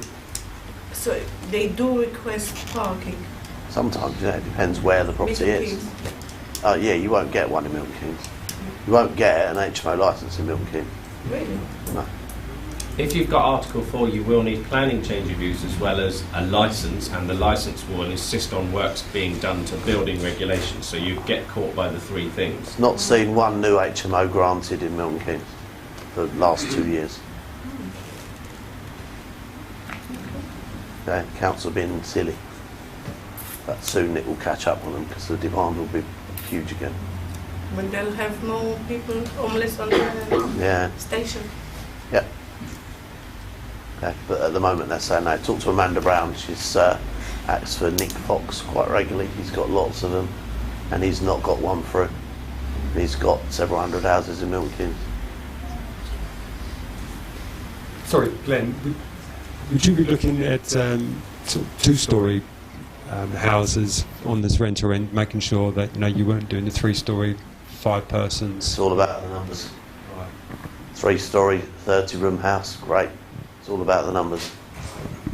See, that's relative, isn't it? A £900 licence for 3 years for something that generates 5 or 6 grand a month profit is irrelevant, isn't it? Okay. Andrew, you've changed your plan. It's fluid. What's the point in having a fixed plan? You should not have a fixed plan. You should always have a plan that you understand will always change as you open up to what you understand. Totally agree. I set my business up 16 years ago with a vision of achieving something. Within 9 months I changed it. Yep. So, right. I've decided on a split 1-year plan. I have already reorganised my time over the last couple of weeks, initially to spend 2 half-days a week managing projects that I will be taking on, restructuring my team and looking to recruit to buy me more time in, to give me more time.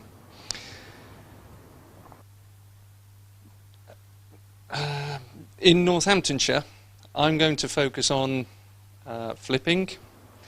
In Newcastle upon Tyne, Sunderland and Blythe areas, I'll focus on HMO sourcing. So where do you say you're doing your flipping? Northamptonshire. Okay. Yeah. Newcastle, Sunderland, Blythe, I'll focus on HMO sourcing. Where are you based? I'm based on the Walker Road in Newcastle upon Tyne. Okay. I've got staff who I've already identified will be. Okay, why do you want to go to Northamptonshire for flipping? Larger margins and opportunities, and it's on my doorstep. I thought it was in. You've got 2 doorsteps. Yeah. Well, I've got a business up in Newcastle and a business down here. Okay, so you're backwards and forwards between the 2. Okay, fine. And I've got 2 staff who I'm working by the end of next month to have 2 half-days of their time freed up to focus on looking for low-value, unoccupied long-term properties that we can take on, potentially use grants to bring back into occupation, potentially look at some of the other things we've spoken about. So that will be cash flow generation. Down here will be lump sum. Yeah. Okay, cool. Last night I spent around an hour using the criterion we spoke about yesterday on the right move. I used that to identify 6 possibilities within bungalows, particularly, with a view to flipping. 2 of them I view as definite title splits, subject to planning. So building another property on the corner plot. Absolutely. I mean, the one of them was even kind enough to put the land registry plan up, and every house in the road is a semi-detached except this one, and putting a semi-detached on would match everything else in the road. The fact they put that on, are they demonstrating that you can do that? Potentially. So they're probably charging accordingly for it? It was at a discount to other ones in that road and that area. Okay. Of the same. About a 25k discount. Okay. Another 4 possibilities stood out, and there was one with a chair and some stains under the chair, which fits if it stinks of wee. Yeah. Fits the criterion. Time is a little bit of an issue for me, but I'm going to create more time for me through recruitment. You've spotted them bungalows because of the day you spent with us? Yes, yeah. And the looking at that and other comments which you've made over the last 5-6 weeks, they've all sort of formulated that as being that's the rifle shot rather than the sawn-off shotgun. Okay. Yeah. Cash isn't an issue. I'm going to make around $500,000 within year one. I believe I can achieve 6 to 10 flips within the first year, within the local area. If I can take 1 or 2 of those potential title splits, I'll have at least 200,000, if not 350 optimistically.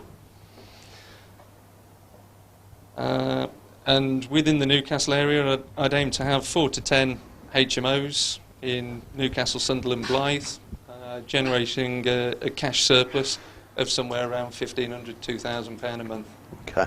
Now, aim is a bit of a waffly word, but you've said between one number and another number, but the actual tonality of the way that Andrew's speaking is actually as if, isn't it? There's no wandering about it or wondering about it in the back of his head. He's very assertive about, this is what I'm going to do, this is how it's going to happen. And when he's talking to himself, that's coming through. And for me, there's no doubt about what you're saying, that, you know, that at somewhere around the level that you're saying will be achieved. Because you've seen how, I know, that comes through in what you're saying, just the same as sometimes with people when they're saying it, they're going and kind of saying the words hoping. So language patterns and tonality are very important. And we'll talk about tonality on day 4 when we talk about negotiation. Because if somebody talks very quickly to you and you're trying to negotiate with them and you speak very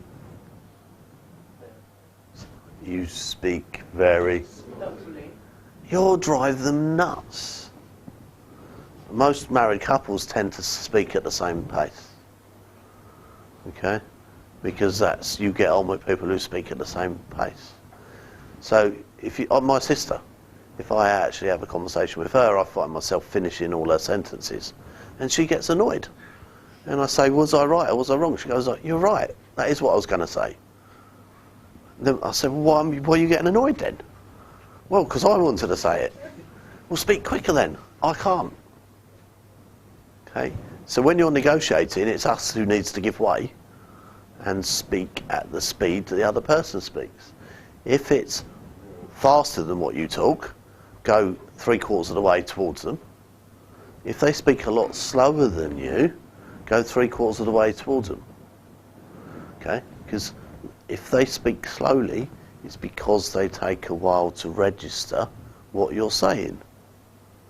And if they take a while to register, you need to speak slower.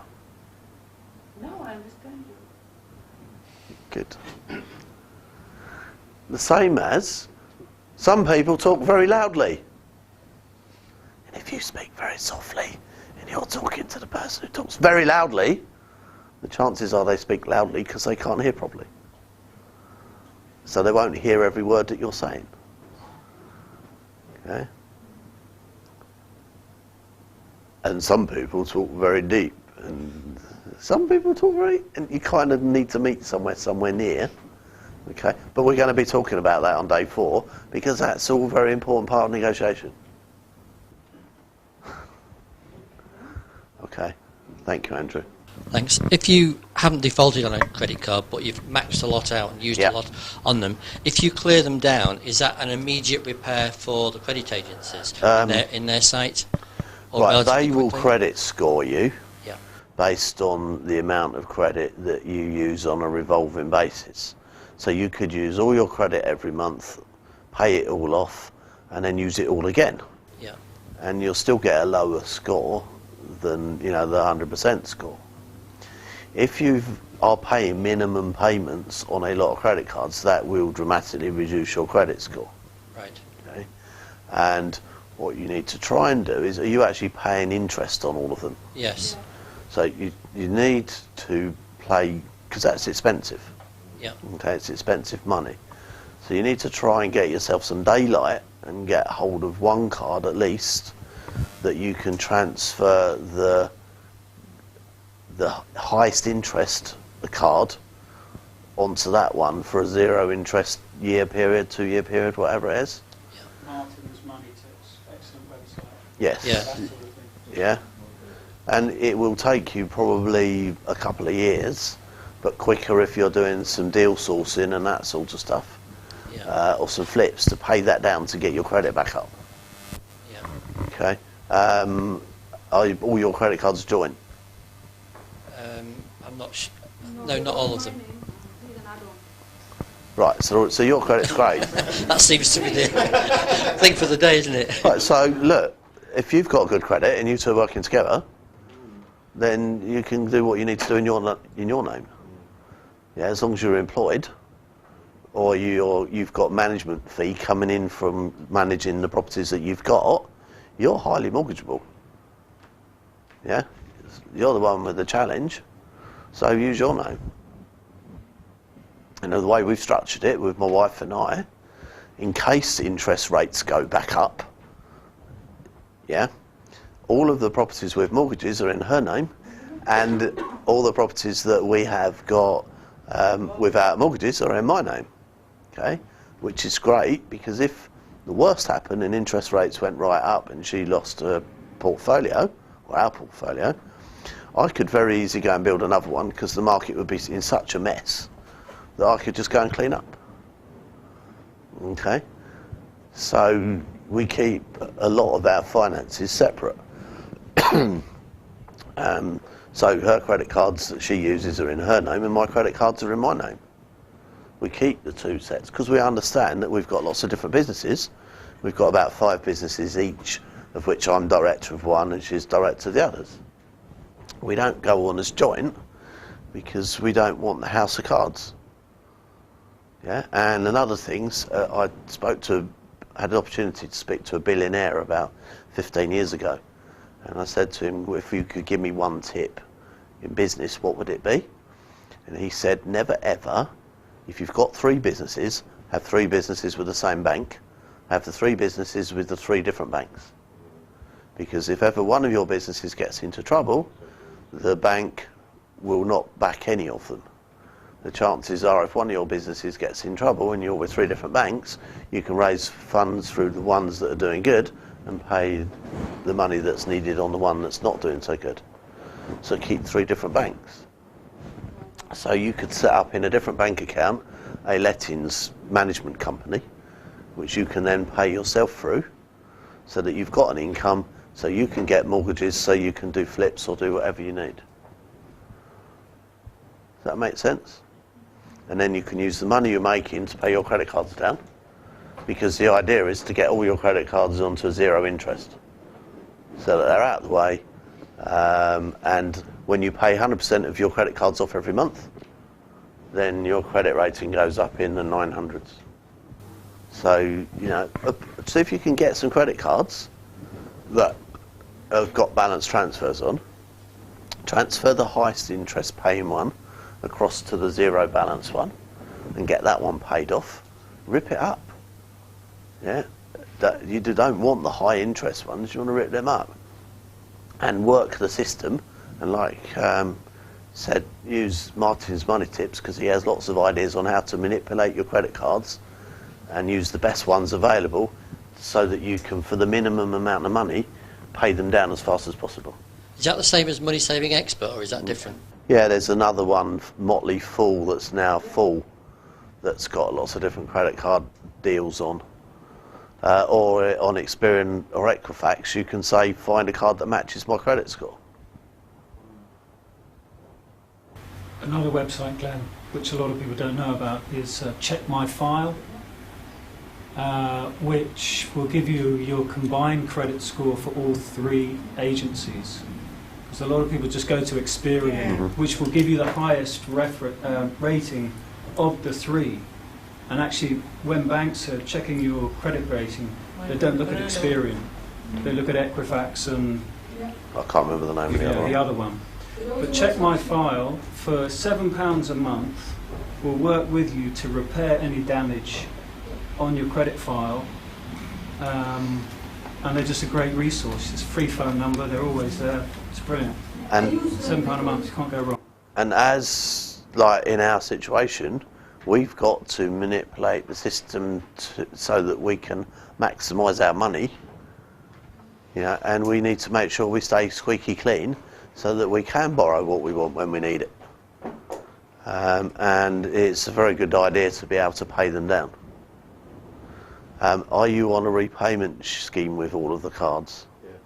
Okay. Have you done it via a...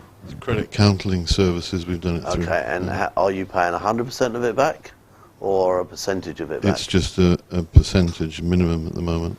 No, I don't mean on a Sorry. month basis. Sorry. I mean, have you agreed 30p in the pound on settlement of them, or you feel you want to pay 100% of it back?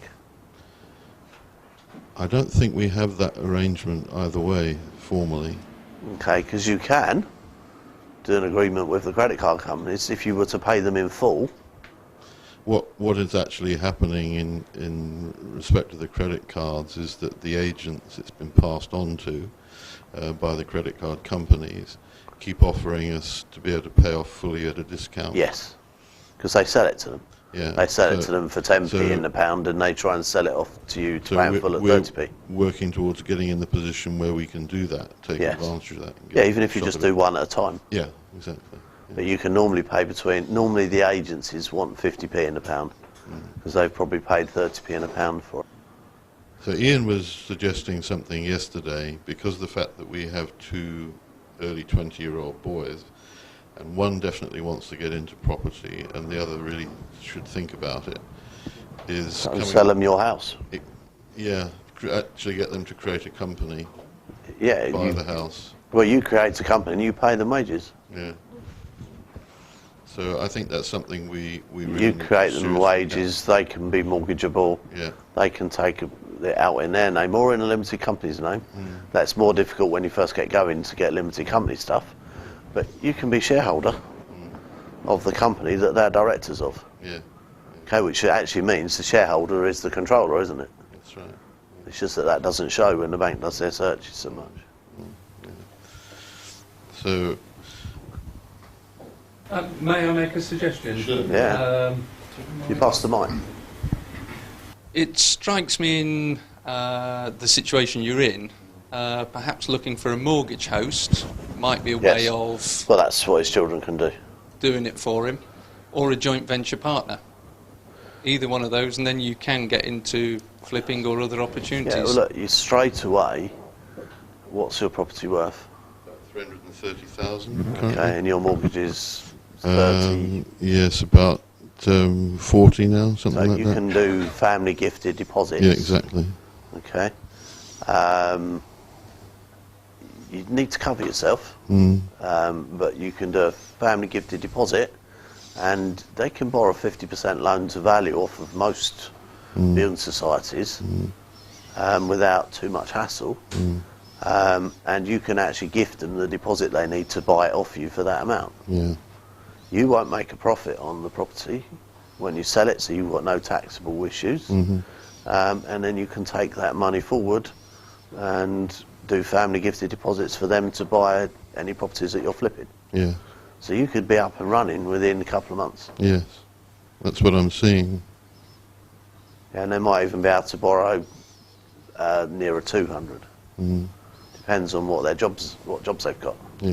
So you need to speak to a broker. I can introduce you to a broker who will tell you what you need to do. Yes. In order to set them up so they can get what they need to give you the maximum working capital. Right. Okay. And pay the credit cards off at the same time. Yes, exactly. At 30p in the pound. Yeah. Well, that's what we'll go for anyway. Okay. Okay. Right, putting that capital issue aside, my goal is to use sourcing and to generate 40 deals in 12 months. Okay. And as well as mentioning working the 2 days a week, my plan is to do that for 40 weeks. Yep. So there's a period of time when we can do other things as well. Yeah. I would like I'm going to do 2 flips in that period as well, seeking to source them in Stoke, where I have some contacts up there. Okay, now in Stoke's one of the areas where you can source deals for investors, because there's quite a lot of 2-bed, 2 up, 2 downs for sort of 45, 55, 60 grand. And in the places like Newcastle, under Lyme, and a few of the other nicer places, you can do flips. Yeah. So you can do all of what you want to do in that one area. Yeah, yeah.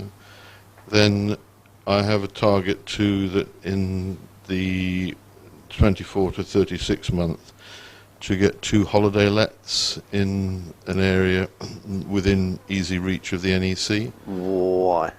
Because there's a high demand for holiday lets for people who attend the events at the NEC.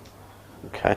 And having sought to source them for things I've done, I know there's high demand. Okay. Can you get all your money back out of them if you bought them, because they're very dear to buy? Potentially.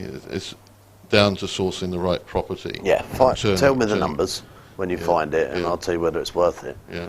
Because sometimes you're just trying to do something outside the box because it looks profitable. It's not necessarily something you can do and pull all your money back out. And for me, it's all about recycling that cash and getting it back out so that we can go again and we never run out of money. Then I will attend more networking events than I've already done. I'm going to list the people I already know who are working within property. On the spreadsheet? Yeah, I know a number of people. I keep 2 lists. Yeah. One with all the people in property that you know, and another one with the people that are interested in you sourcing deals. There's that. Also, I'm aware of individuals who are tradespeople who are looking to get into doing flipping as well, and would be interested in joint ventures. Okay. So I'll put them on another list so you can CC them or send the deals to them. And who gets emails from me when we need cash for deals? Does anyone else who gets our emails on a month-to-month or week-to-week basis? Yes, we're always having projects, and when we need cash for something, we send an email out to say, would you like to earn 1.5% on your money funding this deal? And we get all the money we need from the people on our database for the deals that we do. That's where I've developed it to so far. Okay, thank you. Right, okay, I just got profile myself just a little bit. I've got about 50 hours a week to spare. 15 or 50? 15. Okay. Capital is limited, and I'm based in Woking, so I'm initially targeting probably within an hour of Woking, depending on circumstances.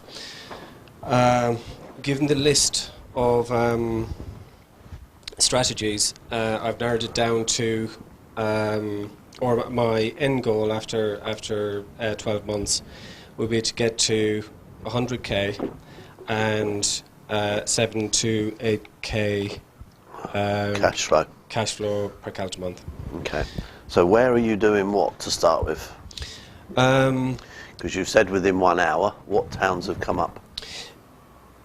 I've looked at it differently. I haven't gone into that level of depth because I appreciate that I've looked at it from the point of view of strategies that I can employ, and it's come down to 2. One is property sourcing, and the other is rent to rent. Okay, so you're not going to do sourcing within an hour of you. Correct. Okay. Yeah. So the rent to rent you can do within an hour of you easy. Yes. So I suggest, because you need to generate yourself some monthly cash flow. Yes. That you focus on getting yourself 2 or 3 rent to rent deals in your local area as quickly as possible, and then when you've got that income coming in, you can then spend your time going and sourcing deals, because that takes longer to generate a cash in income. Okay. All right. Although the income. So the thing is with rent to rent, if you can generate 10 of them, it's 10 grand a month. And who'd like 10 grand a month? And you can do that within a year, quite comfortably. Yeah. So, but it's a headache running them. That's what I was thinking, in the sense that they, in terms of the strategies, it's boiled down to two: sourcing and rent-to-rent, and they're very close. So what I suggest is you alternate week, because 15 hours is what, 2 days? It's 1 day plus an hour to an hour and a half every morning. Okay. So the hour to every hour and a half every morning you can spend on rent-to-rents, because you can go and view local stuff. Yeah. And you can do stuff on your way home and all that sort of stuff. Yeah. And your 1 day you can travel up, do the distance, and come back. So that's how I'd be doing that. Okay. All right. All right. In terms of the end goal is to clock up 100k and 7 to 8k per calendar month after a 12-month period. First strategy is sourcing rent-to-rent. The other one is, as time goes on, potentially get support from friends and family to help build up the capital. Next one is JVs, but that's more of a looser conversation, because the entire focus will be on the sourcing and rent. Yeah, let's just focus on now. Yeah, well, focus on now. Within 2 months, I'll have 1 rent-to-rent and 2 property sources under my belt. Perfect. 2 to 4 months, the numbers may change based on what you said, but I'm looking at 4 rent-to-rents and 10 sources. Okay. So that leaves me with 5 rent-to-rents and 22k on sourcing. Okay. Based on 2k per sourcing. Yeah, sure. Month 4 to 6, another 10 sourcings, which is a further 20k, and another 2 rent-to-rents. Okay. And the reason for reducing the number of rent-to-rents, that brings me to 7 rent-to-rent properties, which is... You'll be spending quite a bit of time, quite a lot of your morning and afternoon time will be spent dealing with them. Correct. And very much every time you set up a new HMO, when you're setting it up, it's a lot of time and input. And they all do. It's exactly the same as businesses, relationships. You have the forming, storming, norming, performing. Yeah, that most things have. Relationships have them, new businesses have them, and new HMOs have them. As the tenants form, storm, 1 or 2 of them leave, a couple others join, form, a bit less storming, norming, and then gradually they start performing. Okay, you'll get quite a high turnover of a couple of the rooms to start off with. Once you get to 6 or 7, you can employ someone to run it, which means you can then focus on getting another 2 or 3 fairly quickly. Develop the time, Yeah, it's that bit in the middle when you've got a certain amount that start taking up a lot of your time, that stop you doing other things. It's like plate spinning, isn't it? You know, when you first start out, you're coming over here and you're going, I've got 1 plate to spin, so I'm going to spend some time developing my business. And you can work on sourcing, work on whatever you want. And I've just added another property to my portfolio. I've got to come over here and spin 2 of them. And you're coming over here and you're spending more time creating more plates. And before you know it, you've got 6 of them spinning, and you're coming over here and you're coming back over. You see where we're going? So you'll have that challenge as you're growing. Sure. Okay. Month 6 to 8, that's a tipping point where I decide whether to knock the day job on the head or not. Yep. Okay. And that's a serious discussion, because I do have a good job, and I do enjoy it. Yep. It's I'm just greedy. I need more money. It's not greedy. Greedy is what? What does it say? Greed is. It's not greed, is it? You need yeah, I need to progress further. Yes. Put it that way. Yeah. In month 6 to 8, then I'm looking at another 1 flip, just to balance myself, just to say kind of to consolidate the first 6 months, get over the moving away from the day job, get another flip done. Month 8 to 10, be realistic and take another 2. Month 10 to 12, another 2. Cool. And then at the end of it, very rough calculations, and conservatively, I'll be at 100k plus a 7k per calendar month. Perfect. So it's... Yeah, if you're putting them hours in, that's totally achievable. Good. Okay. Okay. Okay. My name is Ken, and I'm a professional property investor. And my aim in the next 12 months goes something like this. Aim? I want loads of money. Loads of it. Aim? My aim is to have... Let's say a different word. My aim is... No, let's not use aim, because that's wishy-washy, isn't it? Okay. We can all aim as much Okay, as all we right like. then. I will be having, in the next 12 months, at 3 properties per quarter for rent to rent. And also I am going to have 3 properties for flipping in that accounting period of 12 months at 1 property per month. No, make it 4, actually 4 for the year. That's 3 per month.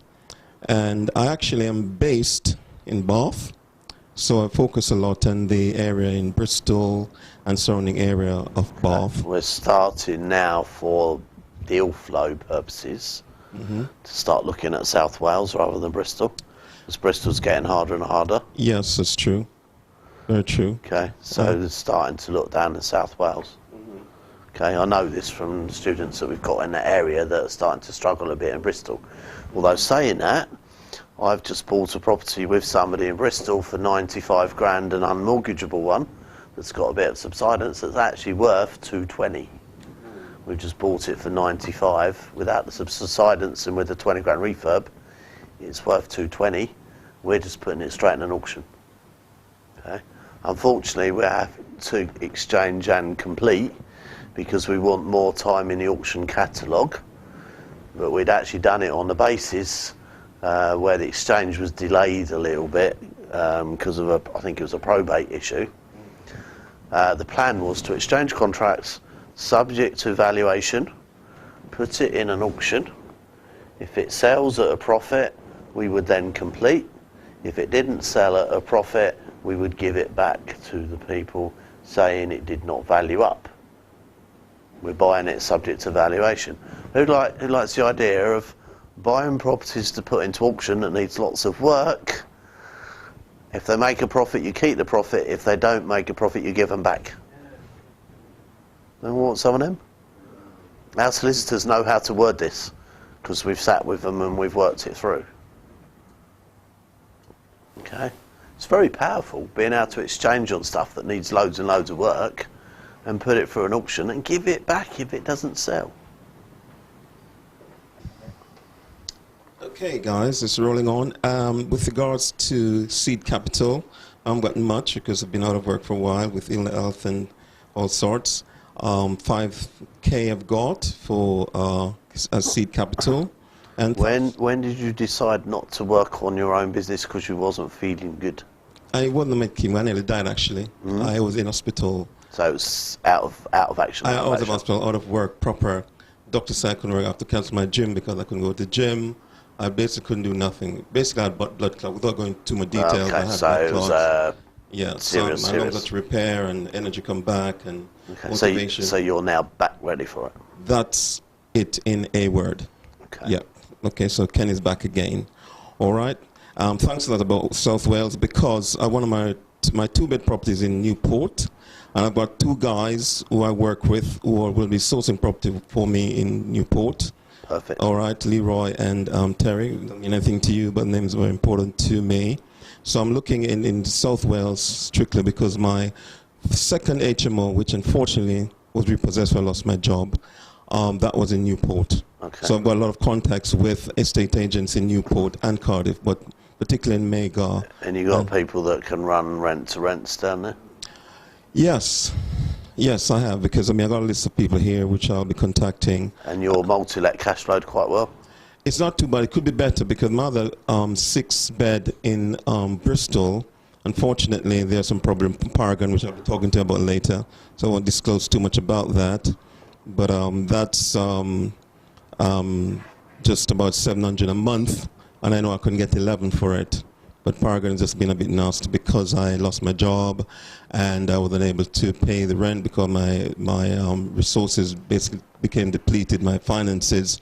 So I wasn't able to pay the mortgage and the guys weren't paying their rent. You know this school, that's just the way it is.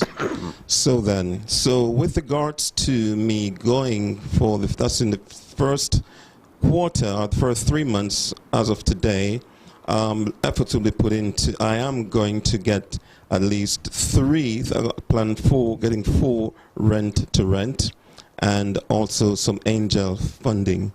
I know you haven't touched on that yet, but I learned this some day ago. Plan to do 1 flip, as I said, every 3 months, so it's about 4 flips a quarter. I will be doing 4 flips in the year. For the 12-month plan. And also, by the way, I'm a housing officer by trade. I've worked for Bristol City Council, I've worked for Boston Council, and also Western Supermare, North Somerset, and also West Wiltshire. So I have an... Western Supermare Article 4? A lot of it, yes. Is there lots of guest houses? A tremendous amount by the seaside. Do you know the people there that allow or don't allow HMOs? I'll be honest and say I don't know. Okay. I'll be straight with you in that. Could you find out who they are through your contacts where you used to work? Yes, I could do that through North Somerset. So I would spend a little bit of time researching guest houses in Western Supermare. Yeah. Well, that's what I got here, actually, to be right. Sorry. Because there is a huge amount of potential. Okay. Yeah, and Portishead as well. Portishead is farther away from the sea, but there are big potential in Portishead, which is about 8 miles away from Western Supermare. And again, as a housing officer, you have an idea of what's going down, if I may use a colloquial term. So so you can use your experience. Yeah. All right.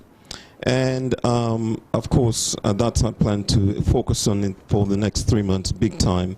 Now, I work full time. I got 3 kids and a lovely wife. She still loves me. I got 3 kids, and it's 9 to 5, and I've been doing 9 to 5 now for 30 years as a teenager, and frankly, one has had enough. All right, put it this way, I've had enough. I'm speaking for myself here. And also, lease option. Someone talked to me about lease options. So that's something I'll be focusing as well once I get to grips with it a bit more. You still have lease option opportunities abundant in South Wales. Yes, I get that, The challenge you've got in South Wales is the Welsh love the Welsh. I know that, Glenn. Trust me on this one. I know that. I've had some hard times, but I'm the type of guy who nothing scares me. I'm a Jamaican, by the way. Okay. Usain Bolt is my cousin. Sorry, he's not. How about finding a JV partner who's Welsh and speaks Welsh? I have tried that, but not in the same extent. Not to the extent that I should have, because at the time I wasn't aware. My knowledge of the property business wasn't as it should be. I'm getting better now, obviously, why I'm here, hence I'm here today. Because the Welsh hate the English. Well, with a passion, it's maybe a broad brush thing, but there's a high percentage of them which would much rather deal with other Welsh people than deal with English. Yeah, I'm sure that type of thing works wonderful. But it's good for me to point out what challenges you're going to have. And you've already experienced it. I've experienced it. I went to Rhondda Valley because I started before I became problems. I won't go into that, but I started back in 2008-ish, and I lost my job then, and I didn't get a warm welcome. Shall I put it that way? Yeah, that's how it is. Yeah, that's with I'm a black brother. It doesn't bother me anyway because it doesn't bother me. I just go for it. That's the way I am. I talk to everybody. I love everybody. That's the way I am. So it's not a problem for me at all. But you're right, Glenn. That's the way it is. All right, so I did find that as an obstacle, but obstacles I see them as a challenge. That's just the way I am. And West Wiltshire, because I live in Bath, West Wiltshire is just 8 miles away from me in terms of distance. What towns are there? We are here, got them written down here. Trowbridge, because I know some good things happening in Trowbridge with respect to property purchasing. Melksham and Chippenham. And also... They're all very expensive. Trowbridge isn't too bad, but Chippenham is. But Westbury and Westminster, London, Warminster is slightly cheaper. But yes, Chippenham is expensive. Okay, so what was your strategy for around My strategy for that is and thus I want to focus in after month. I will be focusing on that on month 4 because I've come across. What strategy? The strategy is to purchase with the money I've made in the last 3-4 Yeah, but weeks. you're not going to be able to recycle your cash in them areas. Okay. And the cost of buying and selling is too dear. Okay. So you need to think again about where you're going to go for that. Yeah. And South Wales is okay for sourcing deals. South Wales, there are the nicer towns which are okay for flipping. But one thing I thought about, and tell me if I'm wrong, I was looking at this whole thing of, because where I'm working at the moment, I'm in housing in Bath, what the local authorities are doing, and in Bristol. If you can have a property, I'm sure most of you know this, you have a property and you can get it sorted, meet all the criteria, the usual building standard, blah, blah, blah, and you can let them have the property for you for a contractual agreement for 3 to 5 years, and they take the property off you, literally, and let it for you. Yeah. No, I get that, but our job's not what to do with the properties once we've got them. We want to maximise our income. Sure. But let's get the properties in a way where we recycle our cash first, and then we'll work out what we can do best with them. Okay, sure. Okay. I follow that. To buy something to fit a strategy, the out strategy is not a good thing. We buy properties that come up that are deals, and they'll be so different. You know, if you have one strategy in mind when you go and see somebody, you'll do very few deals. You need to be very open. So don't go in with a view to do that. Go in to buy something to recycle your cash, and then we'll think about what to do best to maximise the income. Okay. So would you say then, based on what you've just said, capital is coming in, and cash is coming in, obviously, and say about month 6. I'm not necessarily saying we must be flexible and keep an open mind, which I entirely agree with, but I'm also thinking later on, would it be a non-starter to look at doing the things the council, the deal with the councils? Look, the first objective is to give up the day job, yeah? First and foremost, yeah, Okay. correct, yeah. The fastest way of doing that is rent to rent. Sure. You're doing rent to rents in... Going to be in Bristol and South Wales. Okay. And Cardiff. So Bristol is very good for rent to rent. There's a few people doing it very well round there. Yeah, so I understand, yeah. Okay. So focus on getting... How much cash flow do you need from them properties to give up your day job? I need, with my wife's income, 3.5 grand. So you need 4 or 5 of these properties? Precisely correct, yes. So focus on that first. Okay. Okay. Okay. Sure. Otherwise you're doing too many things all at the same time. Focus on that, get them, get your income, that will then free you up to go and do everything else. Will then get you going over to the guest house areas. Yeah, Shane Weston, Supermare, yeah, and Portishead, yeah. Okay. Okay, thanks for listening, guys. I have 2 properties in West Midlands, which are in a process of refurbishment. Yeah. And from the first property, they are HMOs. Yeah. In a couple of months, I will remortgage the first one. Yeah. To fund refurbishment of the second one. Yeah. And I will have about £50,000 to go ahead Roll with out. some flipping. And after another probably 4 months, I will have additional funds. Okay. For remortgaging the second one. Okay. In the meantime, I will start sourcing deals in Reading area. Okay. For who? For first-time buyers. For who? There is a demand for single-family houses. Yeah, but people want specific houses. They're looking for a house to buy. Yes. If you present them a cheap house, people aren't looking for themselves for cheap houses. Does that make sense? They're looking for a house they like. Yes. So trying to source stuff cheap to then pass on to people who want a house to go and look at it and go, no, I don't like that.